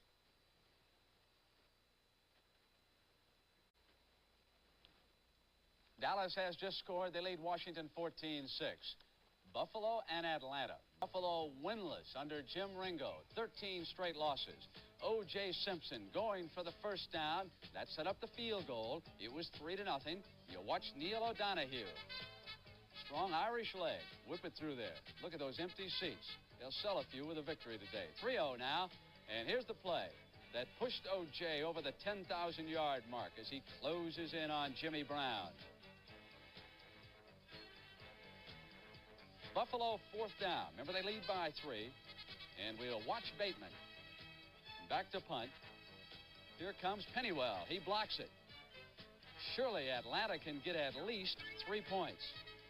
But they pass up the field goal. It is now 4th and 1. This is it. The ball game on the line. Hunter keeps it. Doesn't go to one of his big backs. He stops short. Atlanta had one more chance at 1:33. Hunter's got Alfred Jenkins working the sideline. Jenkins enjoying a fine year. Now Hunter will try to hit him again. But Tony Green is back there with time running out, and Buffalo wins its first 3-0 over Atlanta. Herb, what do you got? Brent, the Detroit Lions pick up their third win of today by defeating the Green Bay Packers out at the Pontiac Silverdome 10-6. And Green Bay has suffered its 4th loss of the year, and they started out pretty hot early in the game. There's a punt here by the Detroit Lions, and it's picked up here by Will Harrell, number 40, as he makes a reception, and he makes a real nifty return along the sideline and brings the ball 36 yards upfield down to the Detroit 31-yard line, which set up a field goal opportunity. Green Bay kicks it, and it's good, and they take a lead here temporarily, 6-3, but Landry comes back late in the ball game in the 4th quarter with a pass to Ray Jarvis is good. He hangs on, and Detroit won 10-6.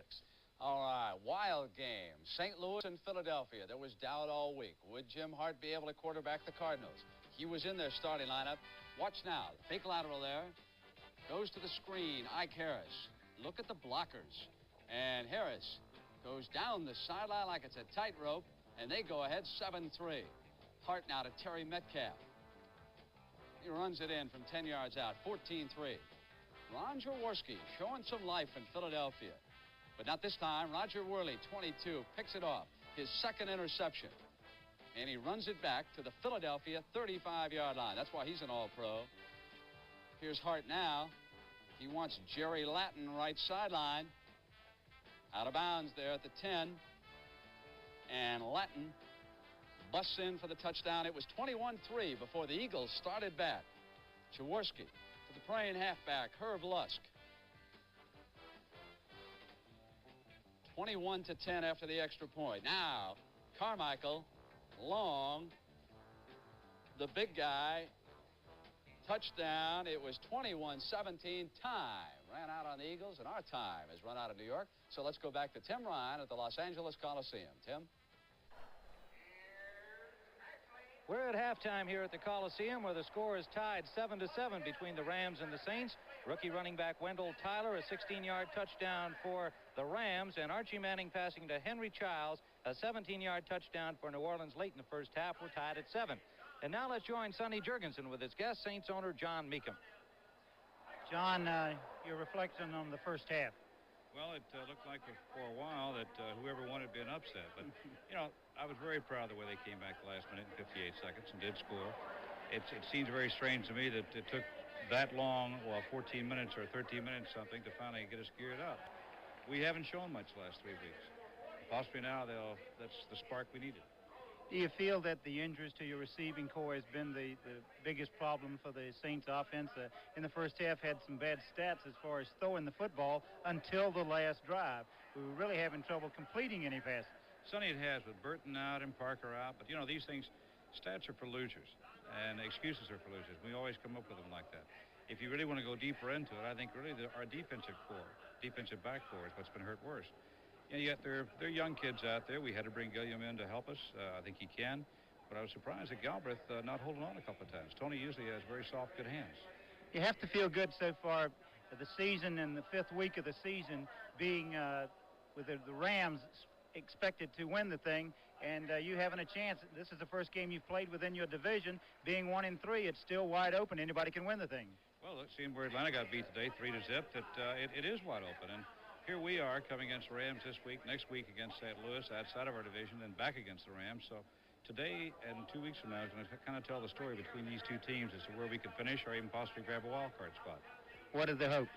They're always very high. You have to have it in this game. Sometimes I feel lower than God knows what, but, you know, there's always another week. Sometimes I wonder if there'll always be another year, though. It's tough. John, thank you so much for stopping by. Thank you, Sonny. Tim? All right, Sonny, we've got a 7-7 game at halftime here. The New Orleans Saints with Archie Manning at the controls. Pat Hayden is a quarterback for the Los Angeles Rams. We've got 30 minutes more of football to come. Your car will always need new parts, but you will never need to buy another battery. Once you own the J.C. Penney battery, it never needs water, ever. And it has more power to start your car than any other car battery. So dependable, it's fully warranted for as long as you own your car. If it ever fails, return it. We'll replace it, free. Only at J.C. Penney auto centers or catalog desks. It's the last battery your car will ever need. For the millions of people who need a full-size car, introducing the 1978 Ford LTD. If you need 6-passenger space, if you need a roomy trunk, if you want mileage like this, then the full-size 1978 Ford LTD could be just the car for you. LTD, a better idea from Ford. When we play in the Superdome for fans like ours, you want to win big. And the New Orleans Saints are getting ready to do just that. Hello, I'm Darylyn Moore, and I don't have to tell you about my town. You can just hear it. New Orleans is Bourbon Street and all that jazz. It's a French Quarter, and a city famous for pretty girls. And you don't know what having a good time means till you've been to Mardi Gras. But you know the people who work as hard as they play. They run the 3rd largest port in the world, and have made New Orleans a major oil refining and medical center. And between the good living and the hard work, they take time to be United Way volunteers. They help the mentally ill and handicapped, work in the boys clubs, YWCA, and many other agencies funded by our United Way. New Orleans wouldn't be the same without them. For all our volunteers, we'd like to say, thanks to you, it works. For all of us, the United Way. The preceding announcement was brought to you as a public service by the National Football League. Now, once again, Sonny Jurgensen with a new guest, Rams General Manager Don Klosterman. Don, the first half, what are you thinking about the first half so far? Hayden playing instead of Namath? Well, I think we moved the ball very well, as you noted just before we came on the air. We just don't seem to be able to put people away. We get down there close, and we just don't have that knack of knocking them out. So far this year, almost every game we've played in, we've had an opportunity to go ahead 14-0, 21-0, and have to settle for field goals, or else we just don't get any points. So I think that hurts us. But and New Orleans, of course, came back. It was a great drive, I thought, by the Saints. And Archie Manning, as you know, can beat you any time. You know, I've seen you play 4 times. I saw you at Atlanta game. Saw you play on television. We did a game out here against San Francisco. You've been a different ball club every time I've seen you, a different personality each time. One time, the first game, you had Knox calling the plays. Then you come back and you have Joe Namath calling the plays. Then you decide that Namath isn't throwing enough, and he throws 40 times on national television on Monday night. You come back with a new quarterback today, and you've gone back to the Ram philosophy of running the football. When are you going to decide on what the Rams should be?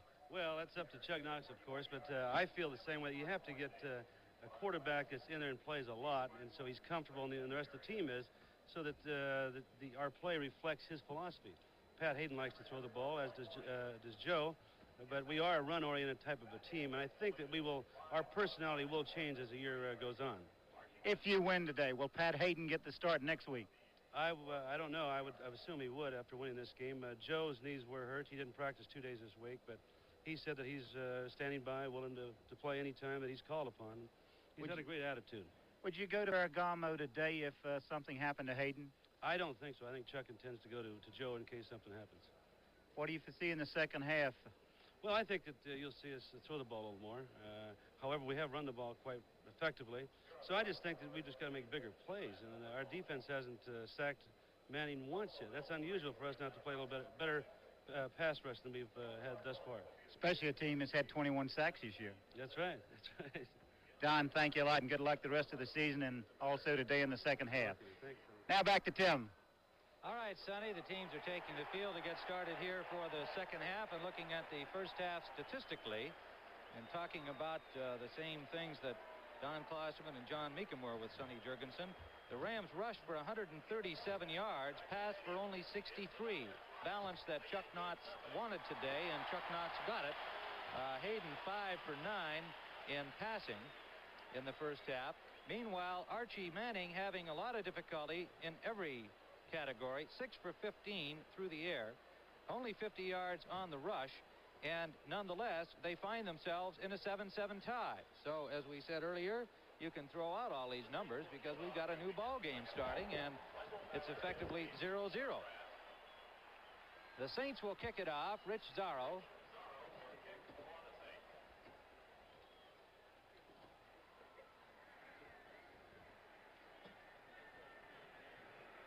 And there is Rich. The L.A. Rams defending to our left this time in their dark foam uniforms. The Saints to our right in white. And Wendell Tyler is the deep man. He has the Rams touchdown, and he takes this at the goal line. Wendell Tyler from UCLA has room up the middle. Tyler hit hard by the kicker, Zarro, at the 37-yard line. Had he got by Zarro, he might have gone the distance. Zarro goes off waving his arm. It was not a technically great tackle, but a pretty good hit. It was. Look at this. Watch Tyler. He's got that great speed. He gets the extra yardage, but Zarro just gives him a shoulder and puts him down. If he breaks that tackle, he's still running. 37-yard return. So the Rams, 1st and 10 at the 37 of Los Angeles. McCutcheon got stopped by Chuck Christ, number 44, and Jim Merlo, number 57, after a gain of about 5 yards. And now we have a chance to get this World Series situation squared away. The Dodgers lead 5-0, trying to stave off elimination. The Yankees with the chance to win the series today with a victory, but they are well behind, as you can see. Capoletti into New Orleans territory at the 48-yard line. Tommy Myers, number 37, the safety, made the tackle. With 33 seconds left in the half, Washington trails Dallas 14-13. Washington scored the last touchdown on a 1-yard pass from Joe Theismann to Clarence Harmon. First down, Rams. Capoletti and McCutcheon, the running backs. Harold Jackson, Billy Waddy, the wide receivers. Hayden with time, complete to Terry Nelson. Nelson, number 83, the tight end, has a first down, breaks a tackle, still going. Nelson, with blocking from Capoletti, is knocked out at the 2-yard line.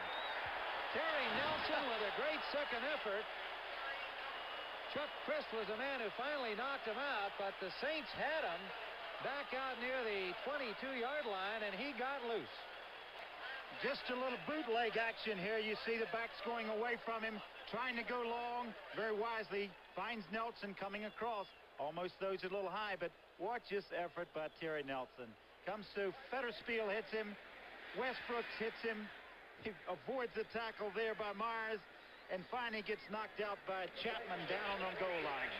A 46-yard gain, and the Rams are at the 2-yard line with a chance to go quickly ahead here early in the second half. Capoletti is stopped at the 1-yard line. Derlin Moore, number 74, the man to meet him. The Rams, who dominated play in the first half, but came up with only one score. Capoletti fumbling at the 4-yard line after a long drive. But they had 137 yards of rushing, 63 yards of passing in that first half. A late score by the Saints tied it at 7. Wendell Tyler in the ball game. Capoletti out. McCutcheon, number 30, the other running back. McCutcheon with the ball, cannot get in. Good defense. Good goal line defense by the Saints. Well, watch these people. Look at the line of scrimmage. Right here at the line of scrimmage. A little lead there. Everybody in on the left side there. Fetterspiel. Eloise Grooms, number 78 at the bottom. Capoletti comes back in. Tyler comes out. That's a good look at where those people are lined up actually in the end zone across that front line there. Pollard, Derlin Moore, Alex Price, and Eloise Grooms. Hayden coming over to talk things over with Chuck Knox. It is 3rd down. The ball is at the 1-yard line.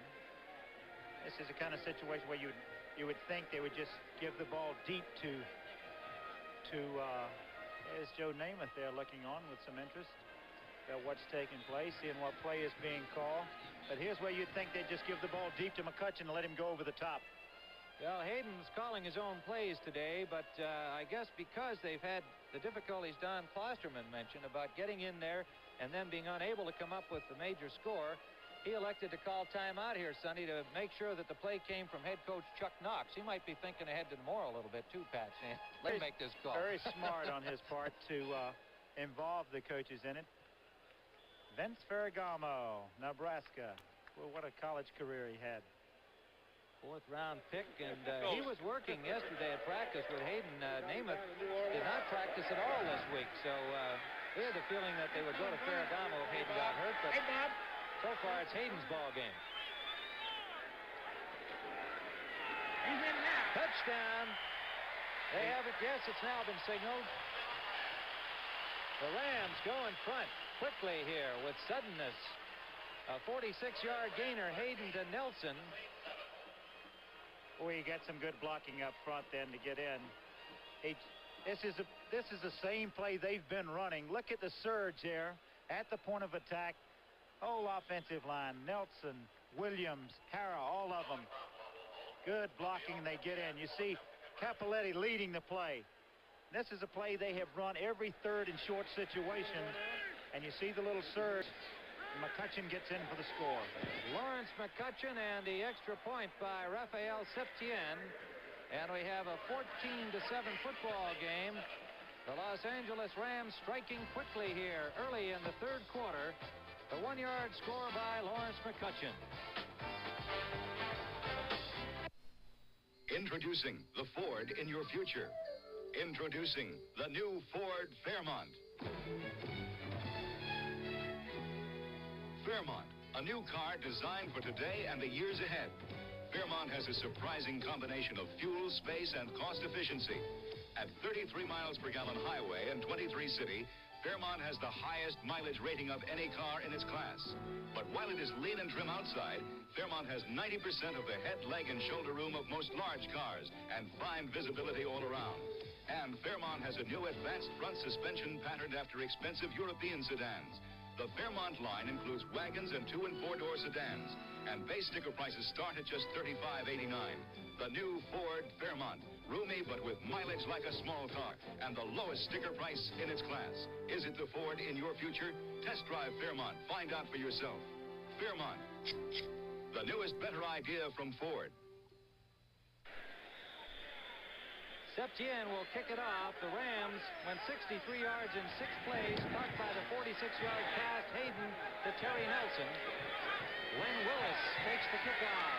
Right at the goal line, gets it out over the 20-yard line to about the 22, and he's met there by Kevin McLean, number 50 reserve linebacker for Los Angeles. Hayden is 6 for 10, 109 yards at this stage of the game. And look at this one. Dallas back in front, 14-13. They were up 14-6. And Washington got a touchdown pass to Clarence Harmon from Joe Theismann there. Sonny, I'd like to hear a little more enthusiasm when you report that Dallas lead. I don't like that lead. The New Orleans Saints start again down 7 points. First down at the 22-yard line. In motion back toward the ball is Don Herman.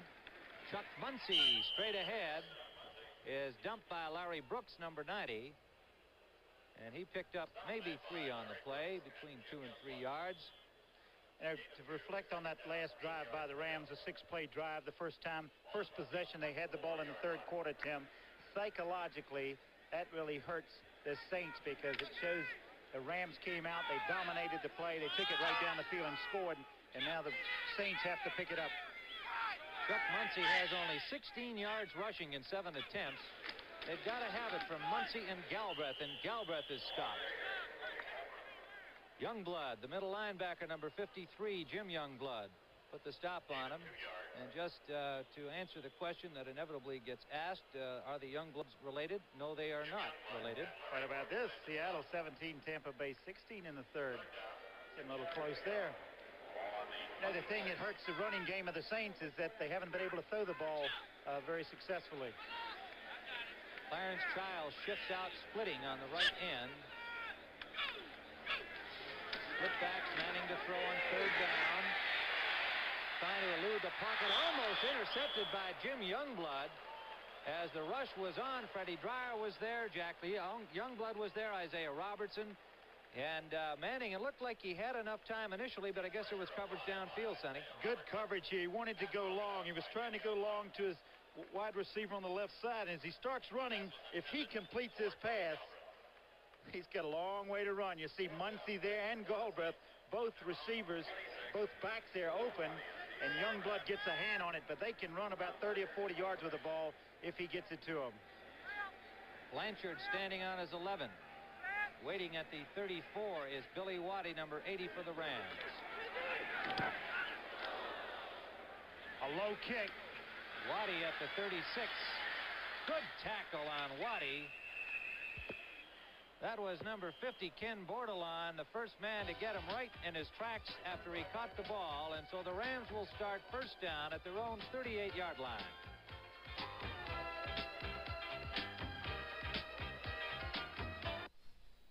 The Quintrix 2-color picture tube from Panasonic brings you a very lifelike picture.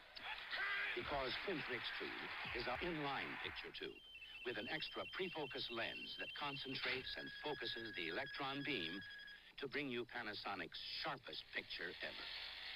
So lifelike, you may even feel you're part of the picture. Quintrix 2, one more reason Panasonic is just slightly ahead of our time. Where does your money go after you put it in your bank? Well, some of it's right here. Building your neighborhood, construction loans and home mortgages, but also with municipal bonding, money for your public parks, and money for your schools. Today, America's banks have over $80 billion invested in communities like yours. So if you believe in your community, there's no better place to put your money than your bank. America's bankers, helping you change things for the better. Monday on Hogan's Run.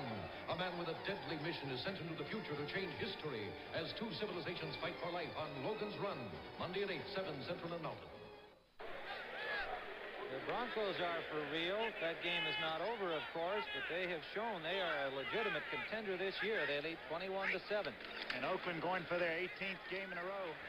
McCutcheon slips, and he had nowhere to go as Marsalis, number 40, was there to greet him. He got back to about the line of scrimmage. Maybe they'll give him about a half a yard when they mark the ball. Marsalis staying in there after Craig Cassidy had started at the left corner. We have had no injury report on Cassidy, and we must assume that Hank Stram just decided to get the veteran Marsalis in there. Ernie Jackson, remember, the regular starter, is out with an elbow injury. Marsalis, the 8-year man from Tennessee State, 32 years of age. He's the oldest player on the Saints team. They are a young squad. Second, then we'll call it 9. Hayden to throw. Swings it out. A flag is down. McCutcheon has the ball. McCutcheon rolling is hit from behind by Grooms at the 50-yard line. He has first down yardage, but we'll wait and see. The infraction is against the Rams. There's another infraction down where the tackle was made, and it could be on Grooms. I don't know what the call was. It's like he made a hustling tackle, but it may be in the manner in which he tackled him. Let's take a look at this tackle. Maybe it was because he tried to club him in the back of the head. Oh, that's a no-no. Gee. Well, he never reached his helmet. They're going to take it back, and let's see whether it goes to the line of scrimmage or not. That appears to be the case. Well, they're going to talk about it now. Offsetting penalties. Here's Don Webb. That's my guess. Holding, offense, number 75, personal foul, unsportsmanlike conduct, unnecessary roughness on 78, offsetting fouls, repeat the down, second down.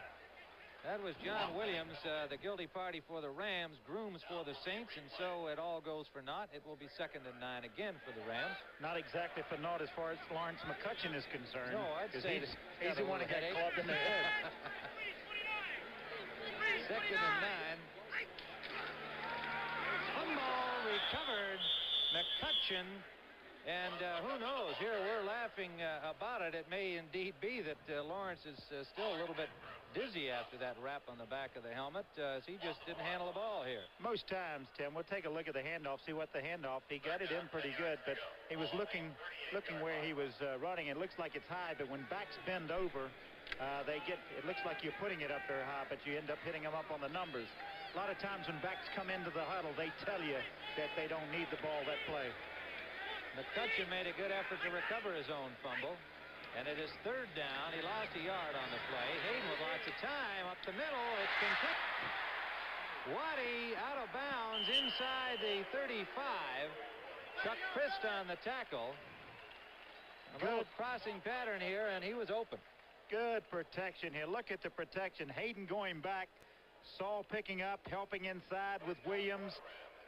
France coming all the way to the other side. Just a good pocket to throw from. And Waddy comes across, makes a reception, finds some running room afterwards. Chuck Christ runs him deeply out of bounds.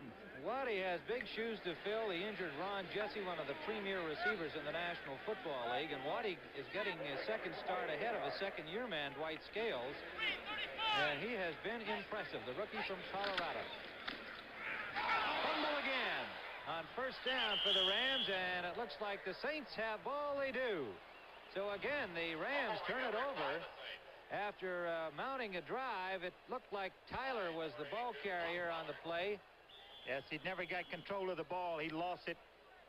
A lot of times backs, it's hard to put the blame on one or the other, the quarterback or the running back, but a lot of times it's what they do is take their eye off of the ball. Bob Pollard made the recovery for the Saints, and they have it now. 1st down at their 29. With the price of most things going up, the sticker price of Pinto, the best-selling American small car, is coming down. As of October 3rd, new 78 model Pintos with more standard features will have a lower sticker price than last year's model comparably equipped. Important features are now standard, like AM radio, power front disc brakes, rear window defroster, tinted glass, and protective body side moldings. Ford Pinto, more car for the money than last year. When America needs a better idea, Ford puts it on wheels.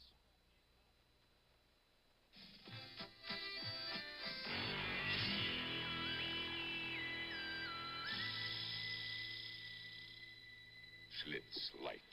Schlitz Light beer has a third fewer calories than our other fine beer, and all the taste beer drinkers expect from Schlitz. Why does he drink that? It is his beer. It's the only light beer of his gusto. Schlitz Light. Beer drinkers know it took Schlitz to bring the taste to light. 9:16 remaining third period.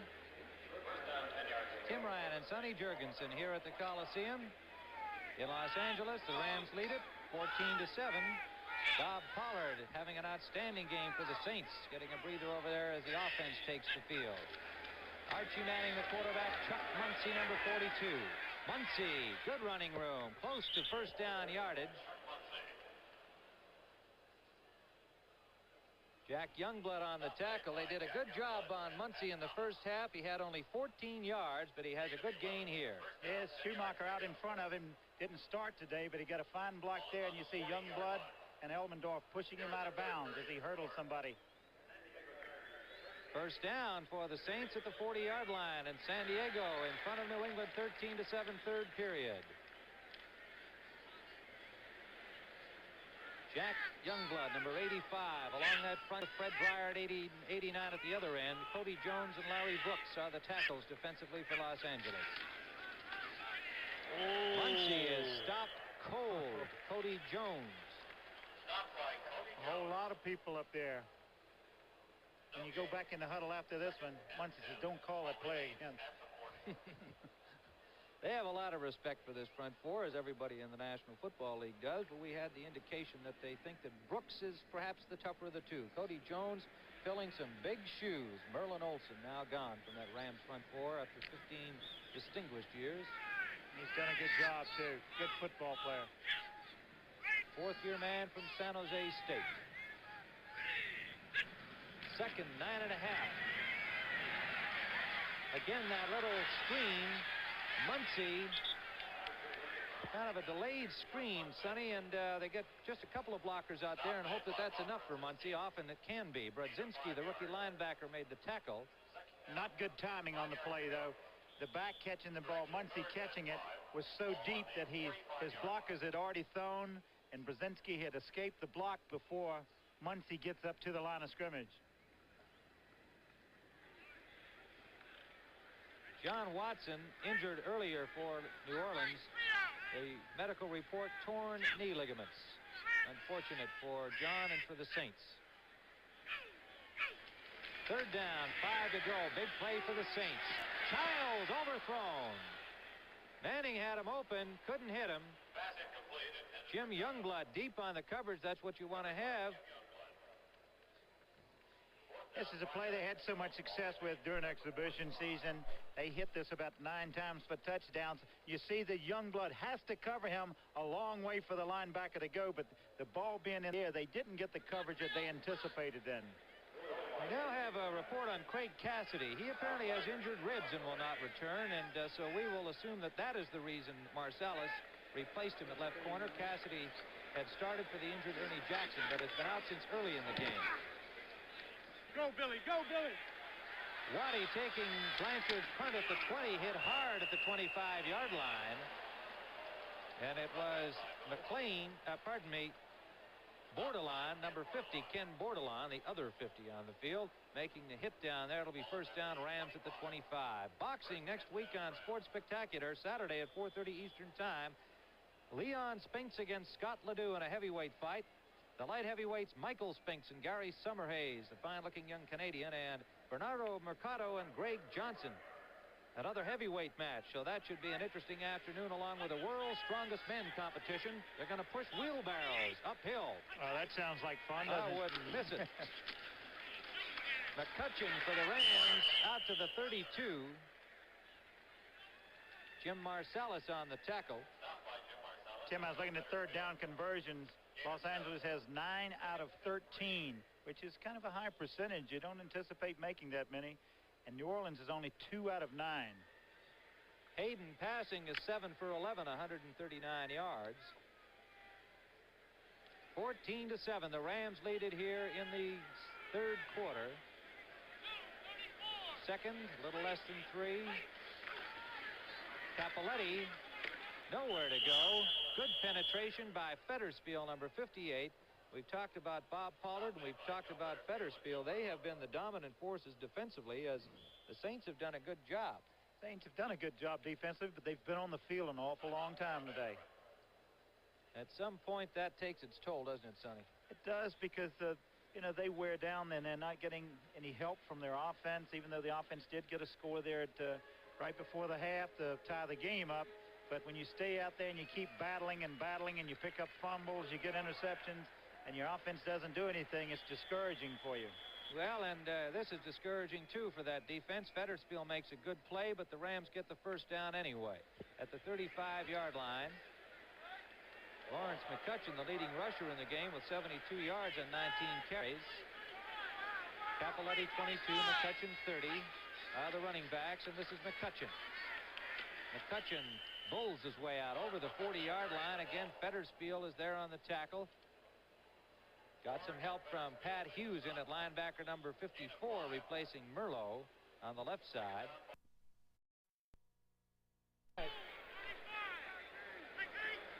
Second and 5 for the Rams.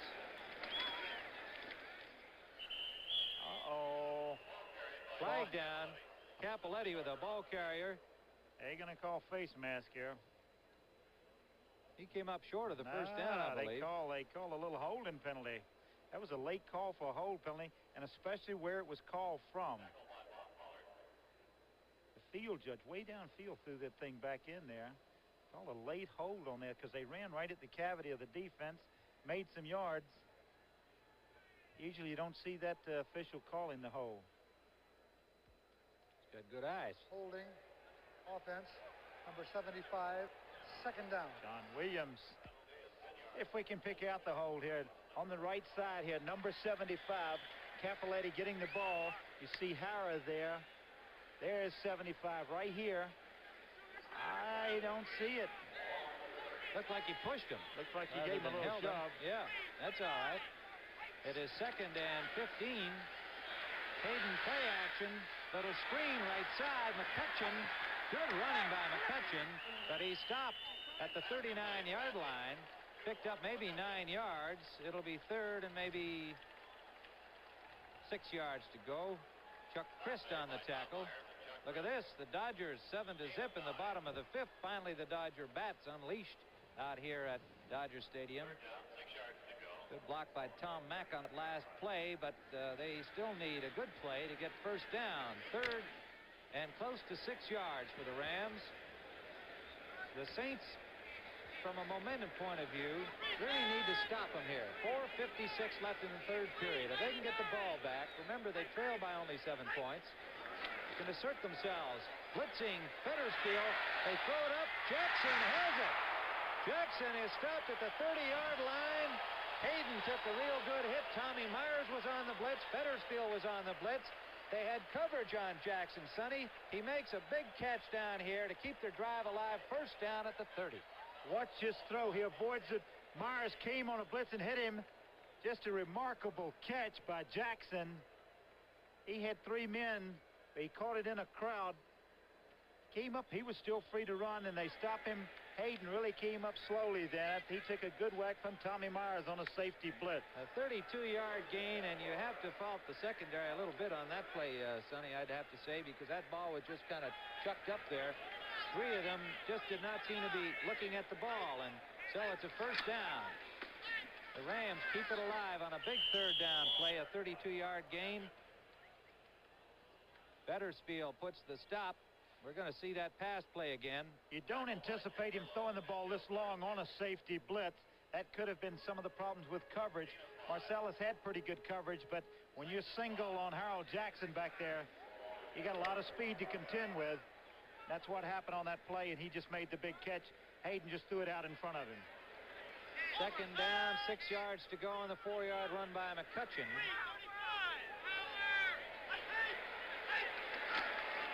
Capoletti trying to get wide, flags down.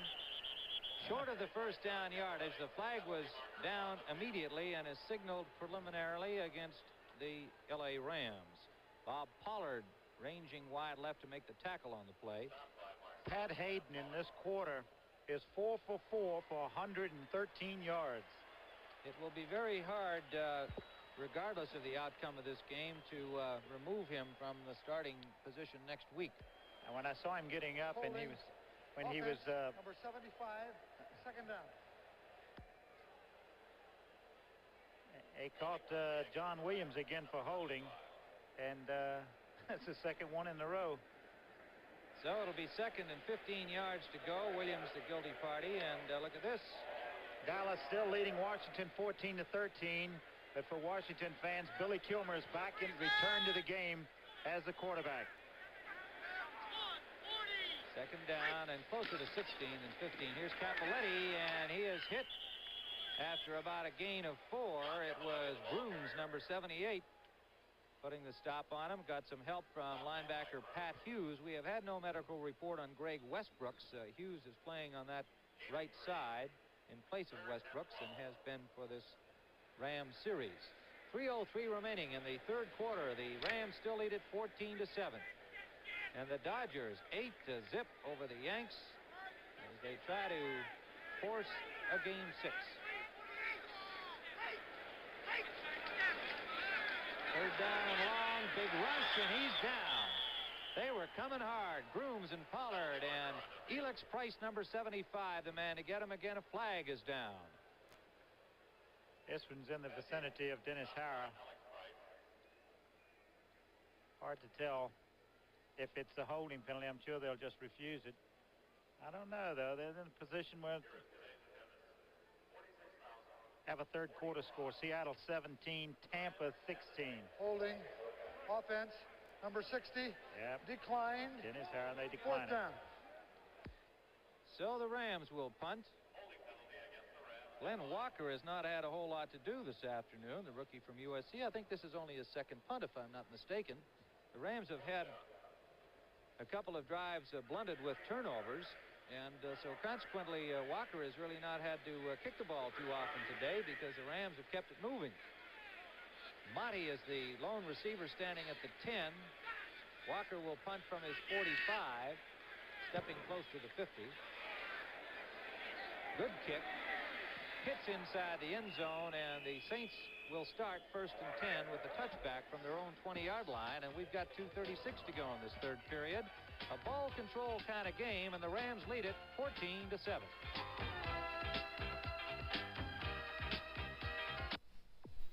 Homeward bound, coast of New England.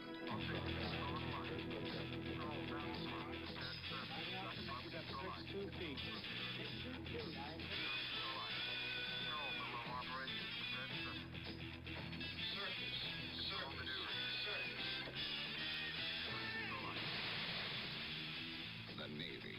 See your recruiter or call toll-free. It's not just a job, it's an adventure. Another all-nighter for the old workaholic, huh? Somebody's got to get the work out. Many people drive themselves too hard, and it's putting the cost of health care under a lot of stress. Blue Cross and Blue Shield plans have programs to hold costs down, but everybody needs to help. I hear you're working on a transfer. Huh? Yeah, to that big office in the sky. When you overtax yourself, we all pay for it. All of us helping each other. Last week, the Saints were shut out by a very tough San Diego defense. They have scored only 7 points here today, but as in that game, they continue to stay in the contest right to the end. They need only a touchdown here to tie, as the Rams have been unable to score despite having the ball most of the game. So the Saints very much in this. Galbraith from Manning over the 20-yard line to maybe the 22. Jim Youngblood, Bob Brodzinski made the tackle. The Rams have shut down Muncie and Galbraith almost completely, even on short passes. Washington's getting another field goal, a 54-yarder this time for Mark Mosley. That's his 3rd of the game. They now lead Dallas 16-14 with 11:11 left in the third period. Saints come out in a stacked eye and then shift off it into the split backs. They like to give you all kinds of different looks. Muncie cannot get wide as Jim Youngblood in there to stop him right at the line of scrimmage. Tim, you remember last night we asked Chuck Knox about if he's going to have 40 passes today. He says maybe 40 runs. Right now, the Rams have rushed 47 times in this game. New Orleans has just rushed 18 times. Well, they haven't had the ball to rush it anymore, and that's the reason. The Rams have been grinding it out enough, keeping possession, as we have told you as the story unfolds here at the Coliseum this afternoon, as we come down near the end of the third period. 5 defensive backs in now in third and long. Nolan Cromwell in the lineup. Brzezinski out. Manning up the middle. Complete to Henry Childs. It takes a big hit and holds on, and you got to have that kind of work. It looks like he has the first down. He does. Boy, he takes a double hit. Take a look at this. A crossing pattern. Good place to throw on this nickel defense. But look at the offside help coming over and making the hit. Ooh, does that smart. Isaiah Butch Robertson with Bill Simpson getting him from behind, and Robertson applying the large side of the sandwich. Tremendous concentration on Childs' part to hold on to that ball. First down for the Saints at their own 32-yard line. Slot formation now. Herman in motion out of it. Manning with time runs out of the pocket. Still loose. Finally taken down at the 35-yard line after a gain of 4. Pat Thomas, number 27, the left cornerback, was the man to stop him. And was that a tough 4 yards for Archie Manning? Oh, he got hit from 2 sides. Boy, I'm so happy I was never fast enough to run. Listen, you took your lump standing in the pocket a few times too, Sonny. I don't think anybody would debate your toughness standing back there. We've completed the third period with the Rams holding a 14-7 lead at the end of the third quarter. And we pause now for a word from your local station. When 2 of Brenda's boyfriends show up at the same time, Rhoda steps into the picture with disastrous results tonight on CBS.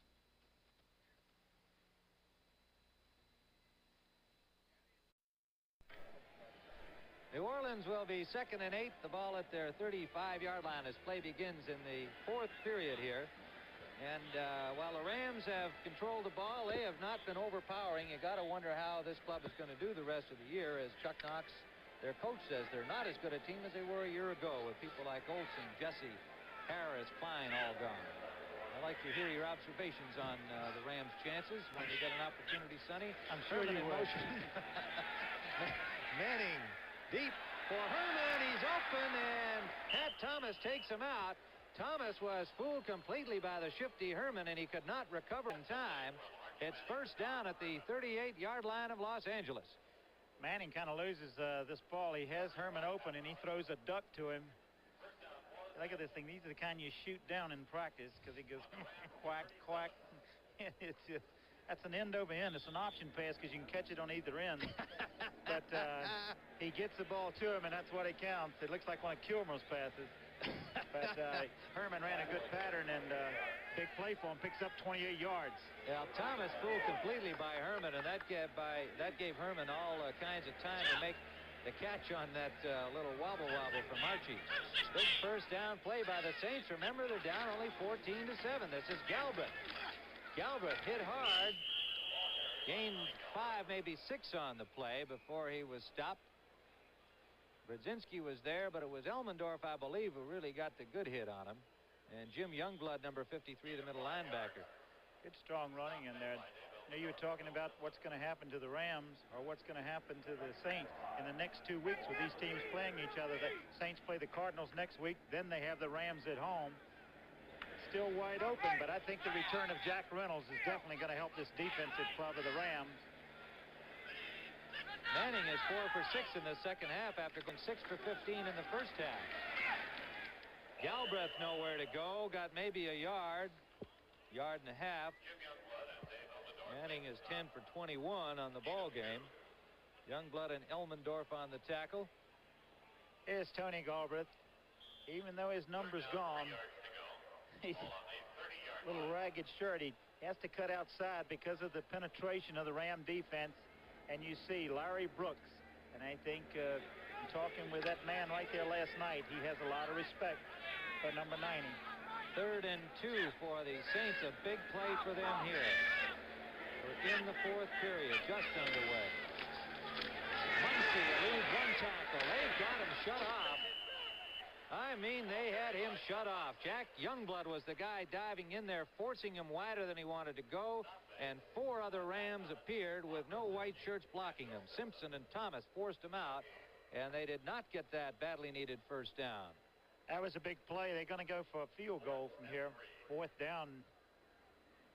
It's going to be a pretty good kick. Except Zarro is a good field goal kicker. Last year, he was 17 for 23. He'll be a 47-yard 18 attempt. for 23. 47 yards.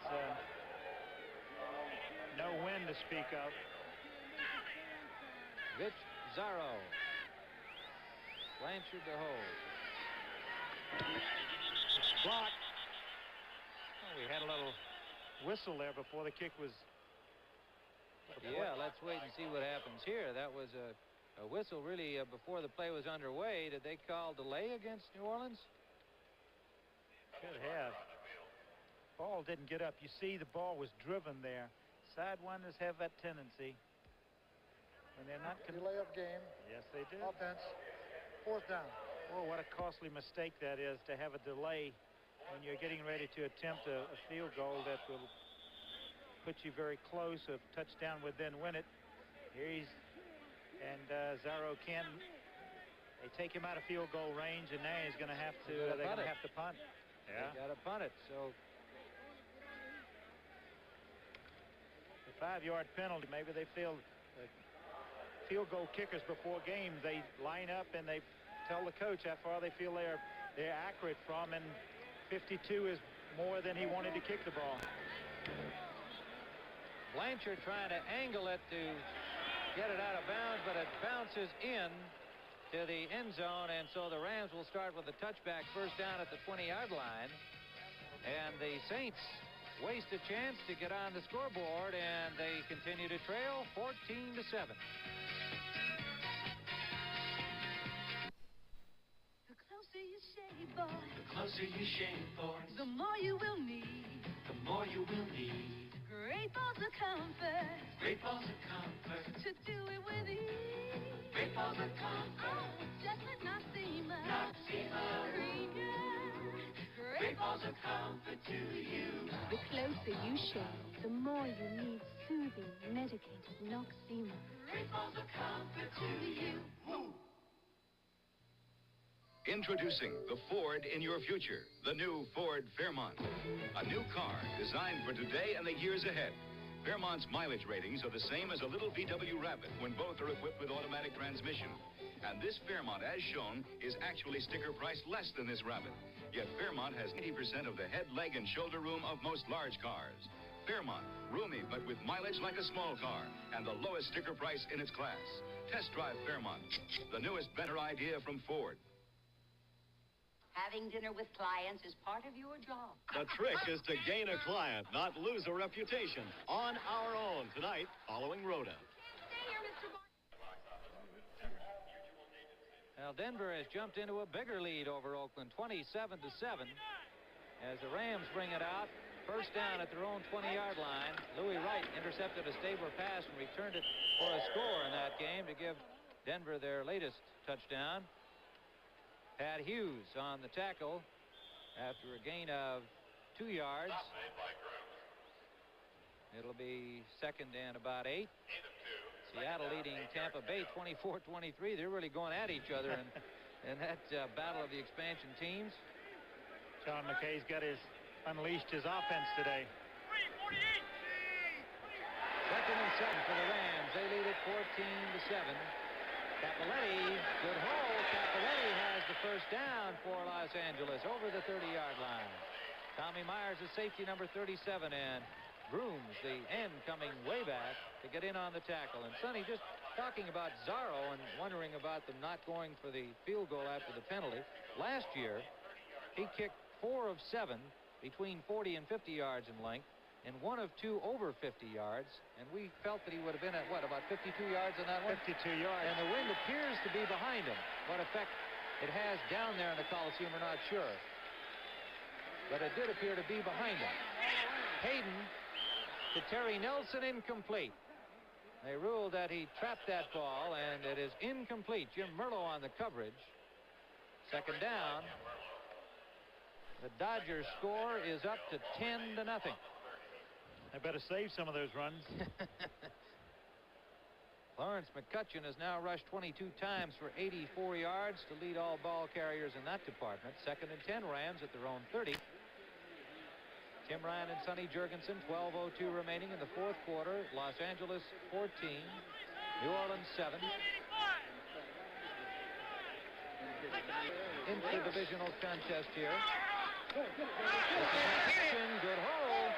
McCutcheon pulls out to the 44-yard line. Pat Hughes back to make the tackle on him. He had a lot of running room. Look at this. What a piece of running. Little roll draw. Good blocking. Finding the open spot. That's his 23rd carry of the day. He breaks an arm tackle there of Tommy Myers. Chuck Chris coming in. They pin him down. He's up to 97 yards, and talking to Lawrence last night, he said, I hope I run the ball more than I did Monday night. You saw that Dallas score, leading Washington 17-16 in the third quarter now. Cappelletti gets 2 or 3. Derlin Moore, Jim Merlo there to stop him.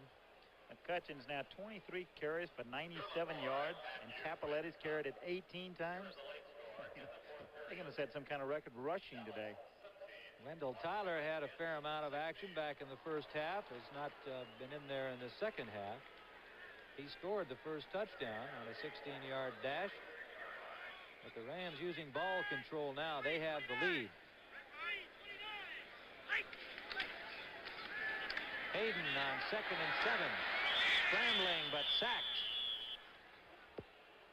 Good coverage by the Saints and good pressure on Hayden. But boy, they had good coverage in the secondary, especially on Harold Jackson, whom he wanted to go to. They double covered him. It was Eloise Grooms who got to that quarterback. It'll be 3rd down, about 12 yards to go.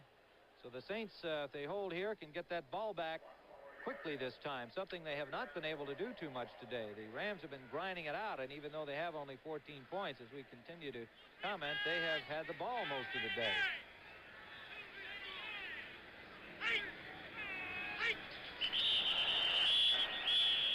Play is whistled down, and it's going to be illegal motion called against the Rams. Procedure call. Doug France came out of his stance, but the left tackle came out early. They were coming with a safety blitz again. Now let's see, the thing that you, as a quarterback, what you're thinking about right now is that after the penalty, will they come with the same defense? Illegal procedure, false start, offense, both offensive tackles, 3rd down. Now, as a quarterback, you go back in the huddle now, Tim, and you're saying, well, what if they'll safety blitz again? That's what they were going to do then. And you want to start thinking that. As Williams stepping back early, both tackles were called for it. Williams and France moving too early. 3rd and 17. Well, let's see if they come with that safety blitz. Myers is way back upfield. They stunt. There's a flag down. And he's sacked by Grooms this time, getting back about, a 2-yard loss on that play, our estimate would be, and a little conversation going down there. Pollard and Williams having a little conversation. I think they call Williams. That's going to be a 3rd call on him for holding today. But I'm sure that the Saints will refuse this thing. Offense, number 75, declined. 4th down. They need the football. You can't score without that potato, and they need that thing. 10:09 remaining. There's John Williams shaking his head saying, gee, I'm just trying to keep him out of the backfield. No wonder he's holding. How can he see through that cage he's got on? God, you can't see through that thing, can you? Rich Motti is the return man standing at the 12-yard line, at the 17-yard line of New Orleans. Glenn Walker will punt. He's standing at his 20. Jim Stewart gave a good chase trying to block that thing. Motti on the fair catch at the 35-yard line. So not bad field position for the New Orleans Saints with 10:02 to go, and they still trail 14-7.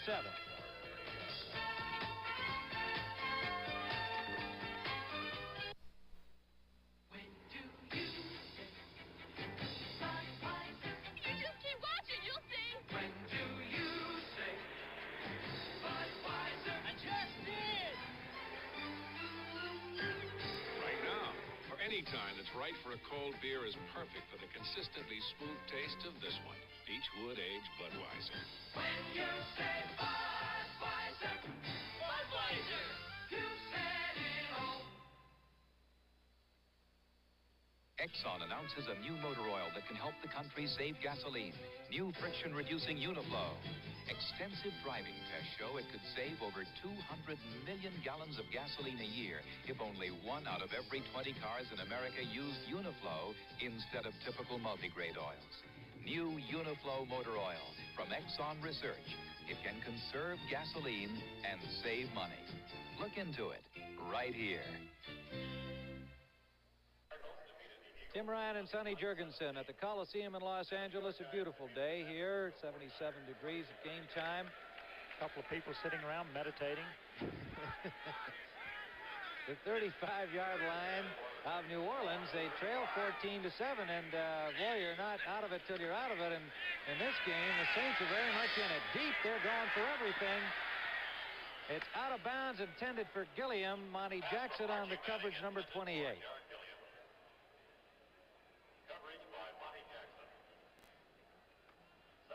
Seattle, every time Tampa Bay gets close, Seattle gets another one. They have 30-23 in the fourth now. Seattle's doing more offensively against Tampa Bay than I think anybody has in the first 4 games. Isn't that the highest score against them? I believe so. I think so. The last touchdown by Seattle was a Steve Meyer 44-yard pass to Sherman Smith. So the Tampa Bay defense, which has done so well against some pretty tough teams in the early going, having its problems against Seattle today. 2nd and 10, New Orleans. Herman in motion.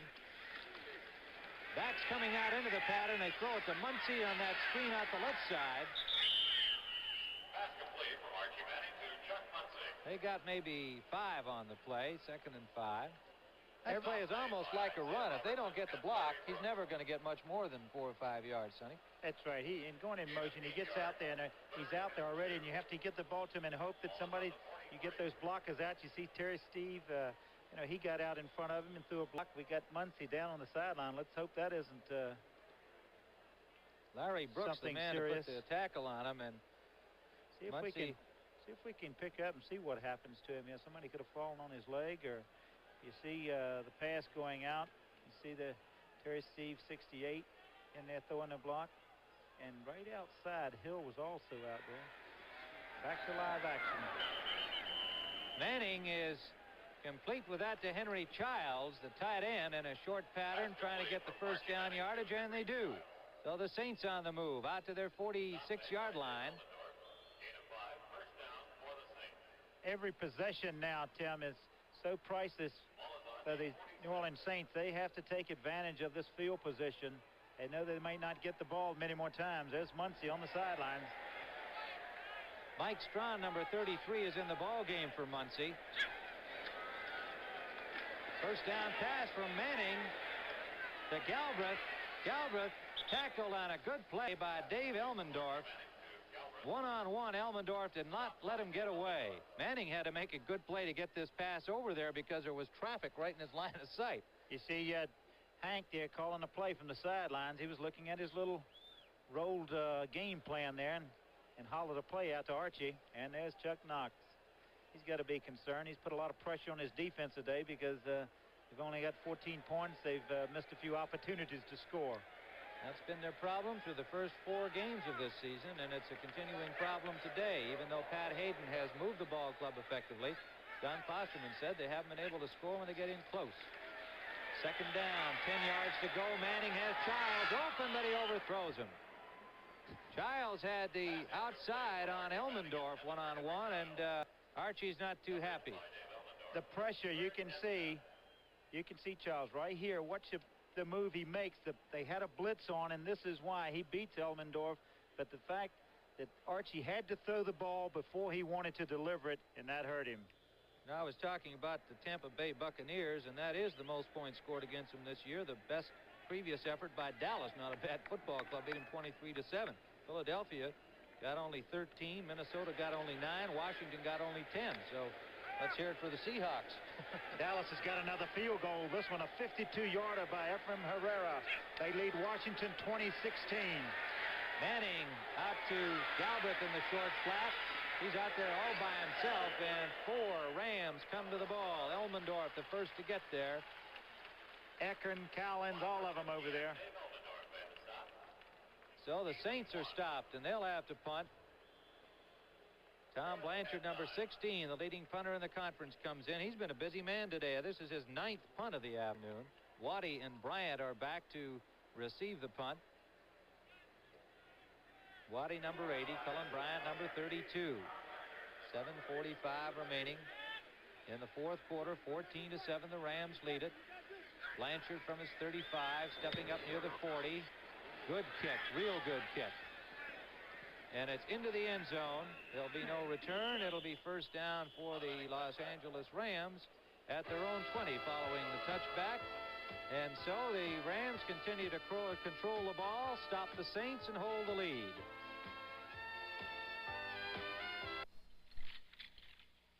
Are you still chained to? Gotcha. The rechargeable Norelco rotary razor lets you walk away, free from nicks and cuts.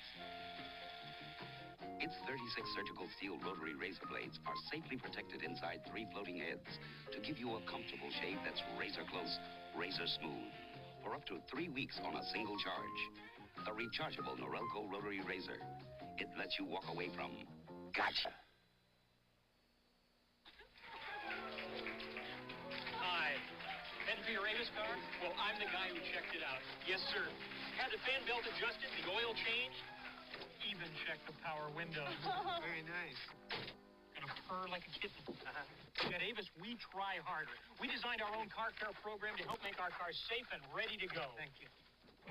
Herbert, is he family? We try harder, Avis. Avis, we don't know another way.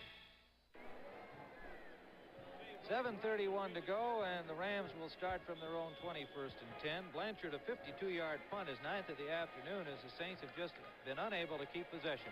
This takes talent, Tim, to set up a football on your helmet. That doesn't look like the most uncomfortable thing in the world, does it? McCutcheon and Tyler are the running backs. Tyler has not been in this half. He has the ball now. The rookie from UCLA, a flag is down as he's forced out of bounds after a short gain. Pollard, number 82, made the tackle on him. Tyler, 5'10", 188-pounder, the rookie from UCLA, the all-time UCLA rusher. Look at this, 10-2, bottom of the 7th. That's a long afternoon across the way here in L.A. at Dodger Stadium. And assuming the Dodgers cling to their narrow margin of 8 runs, that'll make it 3-2 for the Yanks. Let's see who we're going to have this call on. Our referee, number 28, is Don Wedge. Good voice, too. We might have him in an analyst job. Listen to the Wish you wouldn't say that. I think all these referees are rehearsing for that, hoping for their opportunity. They're getting all this experience on the microphone during Use them on Sports Spec or something like that. Little consultation here. These guys talk to each other an awful lot, and I think it's a good idea to make sure they're right.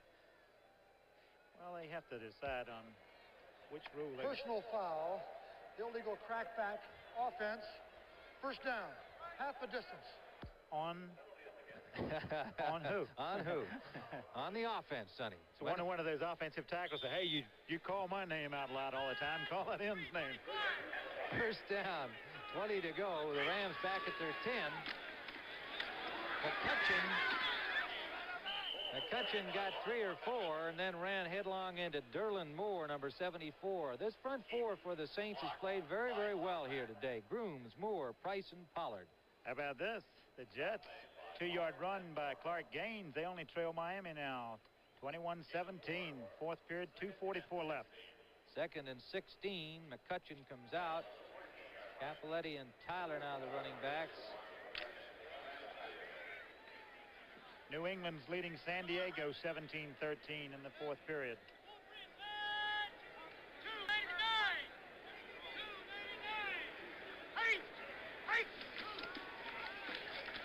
Oh. Deep. Another bad throw. Flags all over the place. One back in the Ram backfield, one downfield where Harold Jackson tried to catch the ball. And it looks like it's going to be interference against the Saints downfield. And what do you think back in the Rams territory? in that vicinity where the flag is down, you could anticipate holding. Tom Myers was the man downfield on the coverage, a badly thrown ball. Chuck Chris has an interception, but his feet come out from under him. But Mr. Chapman had been called for a little push in. Pass interference, defense, number 24. Mr. Chapman. Holding, number 60, offense. Offsetting fouls. Well, that's one good thing. They're spreading the holding around in that offensive line today. You know, really, there's just been too much of it, Sonny, and I can't blame it all on the players. I think that maybe they've over-refined the holding rules. Every year they try to improve on it so that they can prevent it. We seem to get more of them. And I think the more simple they make them, the fewer penalties we're going to have. It's really been a drag so far this season. Capoletti and Tyler are the running backs. Tyler, number 26, trying to shake loose from Hughes, cannot do it. Another flag is down. And what are we going to have here? Face mask? Pat Hughes has been in there since the second period for Greg Westbrooks. We've had no injury report on Westbrooks. Face mask is the preliminary signal. Now you have an opportunity. He can call. He called a biggie here. They can call that 5 yards at times. Grasping, or if it's more serious, you get the 15er. And they gave him the big one. Personal foul. Face mask. Number 54, 15 yards. Pat Hughes. First down. Yeah, you can see right there, Pat Hughes holding on to it. It's hard to let that thing go once you get a hold of it. Well, when you turn them around that much, that's when you get the big 15-yarder. They'll give you the 5 if you just give it a little grab and you've got a good grip on them elsewhere. So first down for the Rams out at the 30. They got a big break on that penalty after taking one of their own. McCutcheon straight ahead behind Hara and Williams. And Jim Merlo, the left side linebacker, number 57, stopped him after a gain of 4. 6:14 remaining. Regulation time. The Rams lead it 14-7. And Lawrence McCutcheon over the 100-yard mark, having himself a real good afternoon. It's his 20th time that he's had 100 or more. Second and 6. McCutcheon is second in the conference in rushing. 330 yards coming in today. McCutcheon again. This time they cut him off. And Pollard is a man to finish him after Hughes turned him back, and another flag is down. And we're going to have a hold. Who'd they get this time? Capoletti? Sonny, I rendered my opinion unsolicited on this matter. I know the fans would rather hear from the football players, and you're a quarterback that has to be the kind of guy that's set back by these holding penalties. What's your thinking about it? Well, that's what is the difficult thing in speaking from as an ex-quarterback. When you have a holding penalty, the quarterback is put in the position to have to make a big play, and you're forced into a situation where you force the ball at times. Let's listen. Illegal use of hands. Offense, number 22. Yeah, they got Capoletti. But you're forced into a situation here, like you're going second and long here, and it makes it tough on Pat Hayden. But being ahead in the game, he may not accept it that way right now. It's just tough. They're just calling it too many times now. Well, next stoppage, I'd like you to tell us what you think should be done about it, how to call it. Hayden. Intended for Waddy, and they give it to him or not? No, they called it. He grounded it. He got it on one hop. Incomplete. It'll be third down and long. What's the answer, or is there one, Sonny? How can they cure this? They're going to have to do something about the rule itself as far as what offensive linemen can do. They let them extend their hands. They can extend their hands as long as they're not wider than their shoulders or wider than the shoulder pads. But it's a judgment call every time the quarterback goes back to throw. Every pass play you have, that's why it makes it so tough, because it is a judgment. It's not a cut and dried thing. Third and 17. Hayden needs it here to keep the Rams drive alive, and it's intercepted. Clarence Chapman. He's got blockers, but not right there on Capoletti, who stops him. But the Saints now in great scoring position at the 23-yard line. We just said it. He gets forced back. He ran the ball second and long. He's got third and 17, and the quarterback is a man forced to make the big play. He throws into good coverage. Chris gets a hands on it very alertly, Chapman comes up with a ball. But that was because of the holding call, the illegal use of hands of Cappelletti just before the play, and that's why he gets in trouble. The quarterback pays the price for it. Big break for the Saints. Great opportunity to tie this game up. It was intended for Charlie Young on the play. Manning on first down, and did he have it inbounds? No. Thaxton juggled the ball. By the time he got possession, he was out of bounds. That is incomplete. He was open. The pass was perfect. But it's 2nd and 10. Let's look. He juggles here. Ball's a little low. He's still juggling. He has it. Well, keep it running, has it. Wait a second. Oh, I got to give it to him. Well, we stopped that right at the sideline, though, yes, Sonny. You did. In fairness to the officials, I thought that he did not have possession when we watched it live. Well, it's all right for us to disagree. That's right, you bet. But I'm going to go with the officials on that one. It's 2nd and 10. Slot formation right.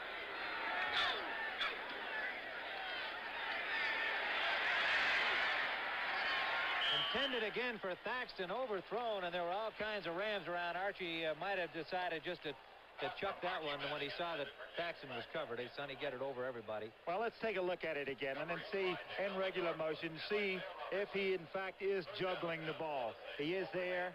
It's just a tough call by the officials. Really a difficult call. Again, a judgment thing. But both officials have to say that. Both officials, the one behind the play and the one in front of the play, agreed on the call that it was a juggling act. Big play here, 3rd down. 5:17 remaining. The Saints trail by only 7. They have never trailed by more in this game. They pulled back to tie 7-7. He's got time. He leaves one man. Flips it to Muncy. Muncy does not have the first down. Flags are down again after the play was made. After the play is over, there's a flag going down. Well, let's see what this one is. Did somebody come into Manning late, perhaps? That's one possibility. And Manning comes up limping also. I think they're saying he crossed the line of scrimmage before he threw the ball. An illegal forward pass is the call. He crossed the line of scrimmage before he let it go. But Manning is limping a little bit. Illegal forward pass. Illegal forward pass. Pass thrown across the line of scrimmage. 5-yard penalty and a loss of down. They have a 4th down. Boy, this is an opportunity that they'll go back and think about. That juggle pass was really hurt him because that would have given the ball down on the 10-yard line. Let's look at this again. The pressure here was from Cody Jones. He's the guy that really created this situation for the Rams. 76. You see the push out there. Oh. Manning started to run, and I don't think he even had an opportunity to know whether he was at the line of scrimmage. Of course, had that little pass been backwards, then the play would have carried on. It would have been a lateral pass, but it indeed was forward, and he was already over the line. And so, again, the Saints, who were in here about the same position before, they took a penalty. Zarro was going to attempt the field goal, and they elected to punt after the penalty when they were looking at a 52-yarder. Let's see what they do here. He's on the field. This is a little bit shorter. This would be a 45-yarder, really. He should be placing the ball down just inside the 35-yard line, which would make it right at 45 yards for the kick. 5:06 remaining in this 4th quarter, and I think that the Saints are correct here to take the field goal. You got to hope you get the ball back. After all, the Rams have not been exactly mowing them down here in the second half. Even though they have had the ball most of the game, they've got to feel that they can get it back. 5:06, that's a long time. Sonny, what do you think? You still need a touchdown. You still need a touchdown regardless. If they make the field goal, you still need a touchdown to win. And it's no good. So they still need a touchdown to tie. Zarro misses the field goal attempt. And the Saints come up empty once more. With 5:02 to go, the Rams will take over at the line of scrimmage. And it gives us this chance to remind you about a great boxing show next week here on CBS. The Sports Spectacular at 4:30 Eastern Time will feature Leon Spinks against Scott Ledoux. Michael Spinks against Gary Summerhays. Bernardo Mercado against Greg Johnson. And you'll see some big muscle men. The world's strongest men competition continues, and they'll be pushing wheelbarrows, 750 pounds of weight uphill. And that ought to be plenty of fun to watch. Bruce Wilhelm is the leader. At Sports Spec next week at 4:30 Eastern Time. Lawrence McCutcheon on first down. Picks up a couple of yards. Look at this score. Denver 30, Oakland 7 in the fourth quarter. Jim Turner just kicked a 32-yard field goal. Kenny Stabler has been intercepted 7 times. Holy smokes. That's hard to believe. 7 times in the game. Pat Hughes made that tackle. 2nd and 8. With time winding down in regulation time.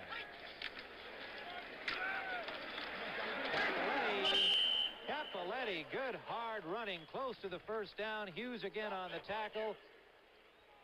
And they'll have to take a close look at this one. It's obvious from the play today of the Los Angeles Rams, they're going to go back and do. They may rush 60 times today. Capoletti, good hard running inside. Hughes and Myers in on the tackle. Pollard in on the tackle. He's been in on a lot of tackles today. That defensive team is going to be tired tonight. Yeah, they'll measure this one. That was a good hard run by Capoletti. New England 24, San Diego 13 in the fourth period. A first down here. I doubt very seriously if Mr. Hayden will go back up on top again with the football. He's content to sit on it unless he's just forced in and throws a real type of possession pass, one that you can be careful with. Well, as in this game, it's not over till it's over. That applies over at Dodger Stadium. The Yankees back-to-back homers by Munson and Jackson have closed that score to 10-4. McCutcheon, big hole up the middle. Real big hole behind Rich Saul and Dennis Hara. Bob Pollard made the tackle, but way back, about 10 yards back. And that's another first down. It was 11 yards back, to be exact. Ram football. That's Ram football. Good blocking, good running by McCutcheon. McCutcheon's carried 27 times today for 116 yards. Capoletti in 19 carries has 76 yards. Hayden has passed only 15 times. He's 9 for 15 and 180 yards. McCutcheon going wide. Chuck Crisp made the tackle on him. And he got about 6 on the play, maybe 7. Let's see where they spot it. You can see what's happening now, that the Rams coming off the ball and the good runners that they have, and the fatigue is setting in on that Saint defensive club now. They've been out there majority of the day. 14-7. The Rams lead the Saints. Wendell Tyler scored back in the second quarter after a scoreless first period. Manning tied it up in the final seconds with a pass to Childs. McCutcheon scored early in the third period for the Rams on a 1-yard run. This is Capoletti trying right tackle. Bob Pollard is there to put the tackle on him again. That's going to take us down to the 2-minute warning, too. I'll let the clock run down to the 2-minute warning.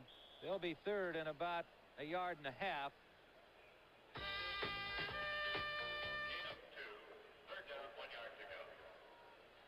He's at 2:10, 2:9. Hayden will probably come over to the sidelines now and get a little information, see if they have anything with this 3rd and 1, 1.5, 2 coming up.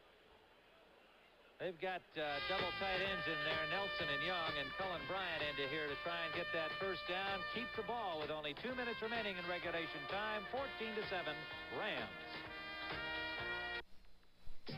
In stage 1 of my life, I couldn't stand dull wheels. I'm the same in stage 2 with my new 78 Ford LTD2. The trimmer, sportier LTD at a trimmer price. The LTD of mid-size cars. If you're a sporty guy who appreciates the finer things in life, welcome to stage 2. Isn't it you in an LTD2? You'll never know till you try. Welcome to LTD2. A better idea from Ford. Should have bought Mobil 1. The oil, it saves you gas, you know. Should have bought Mobil 1. Helps you start at 35 below. Should have bought Mobile One. Engine temperature heads 500. You're cool. Should have bought Mobile One. You only change it every 15,000 miles. Mobile One, the oil that does it all. Take it from an expert.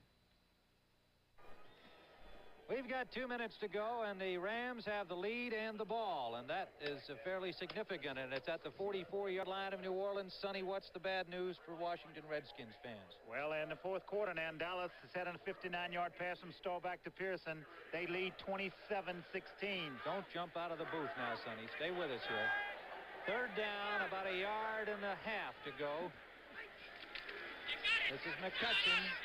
McCutcheon cannot make the turn. They have forced them to punt, and don't go away, sports fans, because remember that with about 2 minutes remaining in the first half, Mr. Manning got the best drive of the day going for the Saints, and it resulted in a tying score at 7.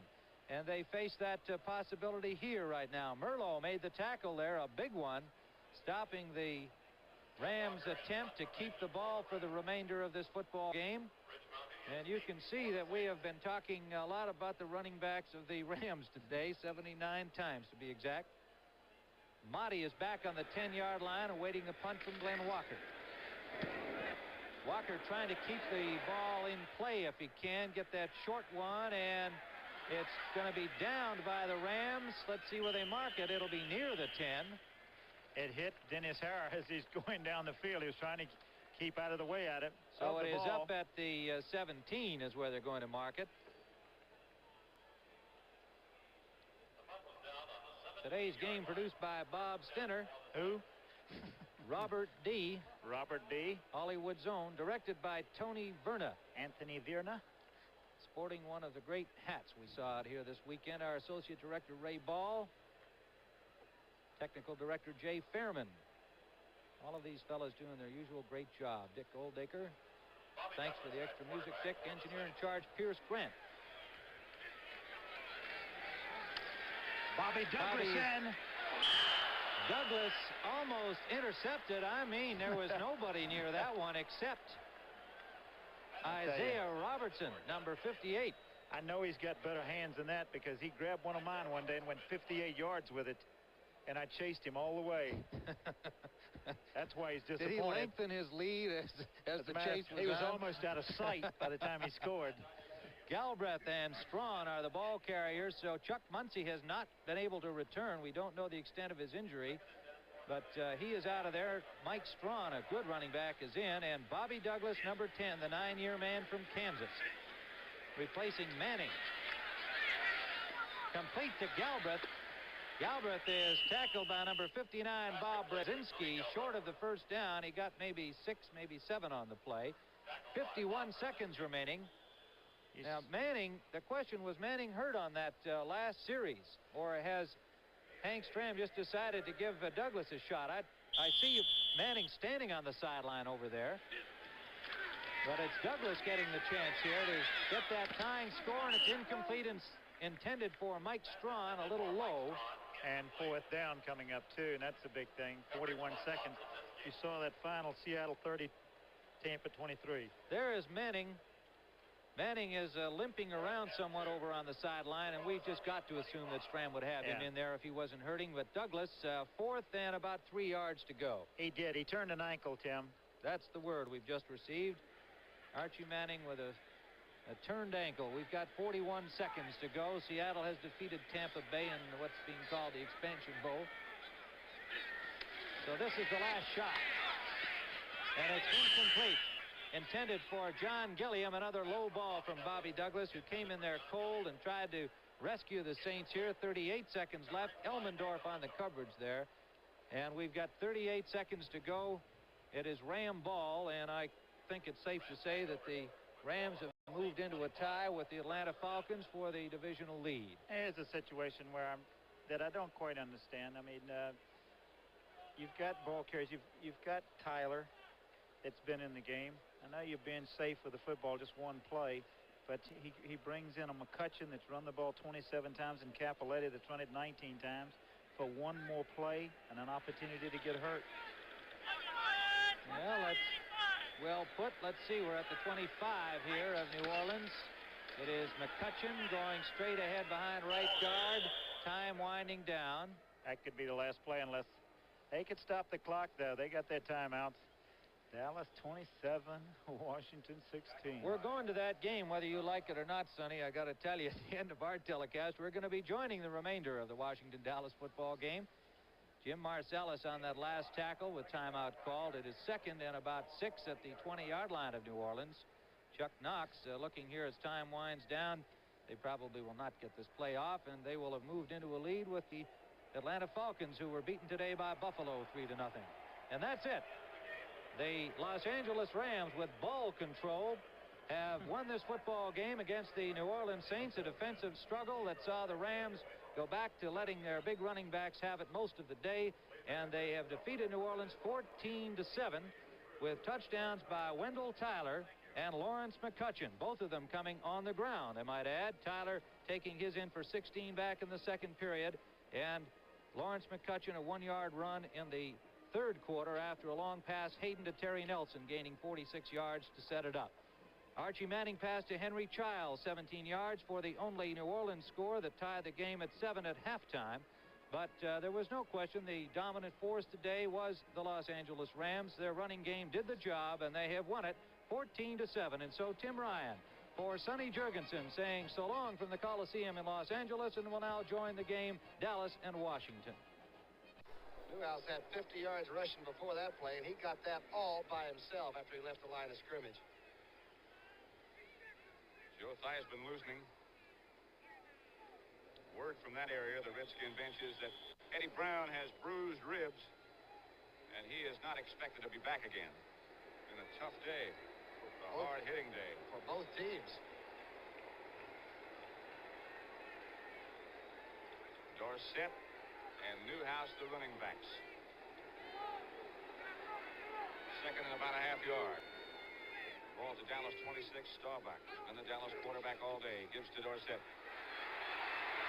Dorsett got the first down and more before he was hacked by Ken Houston. And Dennis Johnson also. There's Kilmer with his pads off now. Those of you who watched Los Angeles defeat New Orleans 14-7, we welcome you to our broadcast of the Redskins and the Dallas Cowboys. Dallas leads 27-16. Eddie Brown is back in the lineup as an extra defensive back now. This is one of the most physical football games that I've seen in 4 or 5 years. We started to run down the injury list. For those of you who joined us late, it would take a while. Newhouse slips a couple of tackles. Dennis Johnson gets him down. And the clock is running. It's going to be under 9 minutes very shortly. And the Redskins have to turn the football over to get back in it. There's Kilmer. Bill Kilmer suffered that injury late in the first quarter. Rested the second quarter. Came back to start the second half, and now he is obviously through for the day. John Riggins is out with ligament damage. Bob Brunet suffered a neck injury. He's gone. Kyle has a broken wrist for the Dallas Cowboys. Brundage had an ankle injury. He's back, though. Outside of Johnson. Johnson cuts back inside and got Dallas first down at about the 46. Gerard Williams is the guy they're going after. Boy, I'll tell you, Butch Johnson's coming on awfully fast. Golan Richards had a big TD pass, but the play you just saw was very well done and not in a hurry by a second-year flanker. Got a good block by Donovan, and he waited for it. Roger Staubach has touchdown passes of over 50 yards, one to Golan Richards and the other to Drew Pearson. Robert Newhouse has a touchdown, and Efrem Herrera has done the rest. Almost 8 minutes left in the game now. First and 10. Dallas has the ball at their own 46. Here's Dorsett. Gets out of bounds in front of the Redskin bench. He got about 3 or 4. Final score in the Oakland-Denver game. The Oakland winning streak is over at 17. Denver 30. Oakland 7. Snake State were intercepted 7 times. Good gosh. Oakland remains unbeaten. Baltimore won earlier today. I beg your pardon. Denver remains unbeaten. Ball right at midfield here at Texas Stadium. Oakland loses for the first time. Baltimore has won earlier today. Dallas is leading. And that'll be all the unbeatens if they continue to lead. Here's Newhouse. Inside the 45, stopped by Ron McDowell. Good effort by Newhouse. Kenny Houston and Butch Johnson elbowed each other in the secondary. I'll tell you who's done a heck of a job in the middle of that offensive line is young Rafferty, the offensive center, in for Fitzgerald. He has blocked very well out there. How about this now? You can lead a horse to water, but I guess you can make him drink. I wonder what's in the cup.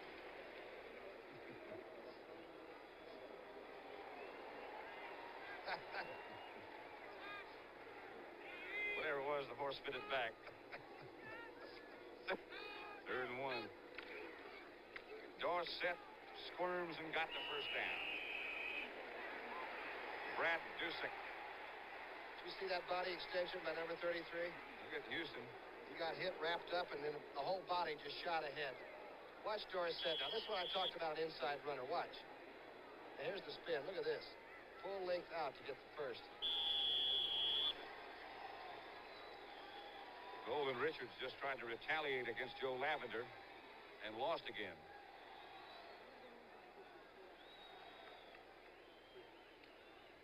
New England has defeated San Diego 24-20. That now a final score. Here's Dorsett. Cutting back inside. He had been averaging over 8 yards a carry. He has not nearly come close to that today. Mike Curtis and Jake Scott made the tackle. But it still is exciting. And the Redskins secondary is chopping at a receiver on every play right now. Don't forget, 60 Minutes will be seen immediately following this game. Nobody wants this, much less those of us in the booth, I'll tell you. It'll be seen in its entirety. Entirety? Entirely entirety. It'll be at its normal time on the West Coast, and of course will be seen in its entirety. 2nd and 5 situation with less than 6 minutes to play now. Dorsett straight ahead. Quick draw. About 5:30 left on the clock. Redskins know they've got to get the football. They've got to do a lot of work. They're down by 11. Dorsett has carried 15 times today, picked up 42 yards. His average today, 2.8. His season average now 6.5. I'd like to welcome those of you who have just joined us. We're in Dallas with the score 27-16. The Cowboys lead. 5:15 left to play in this football game. It's 3rd down for the Cowboys.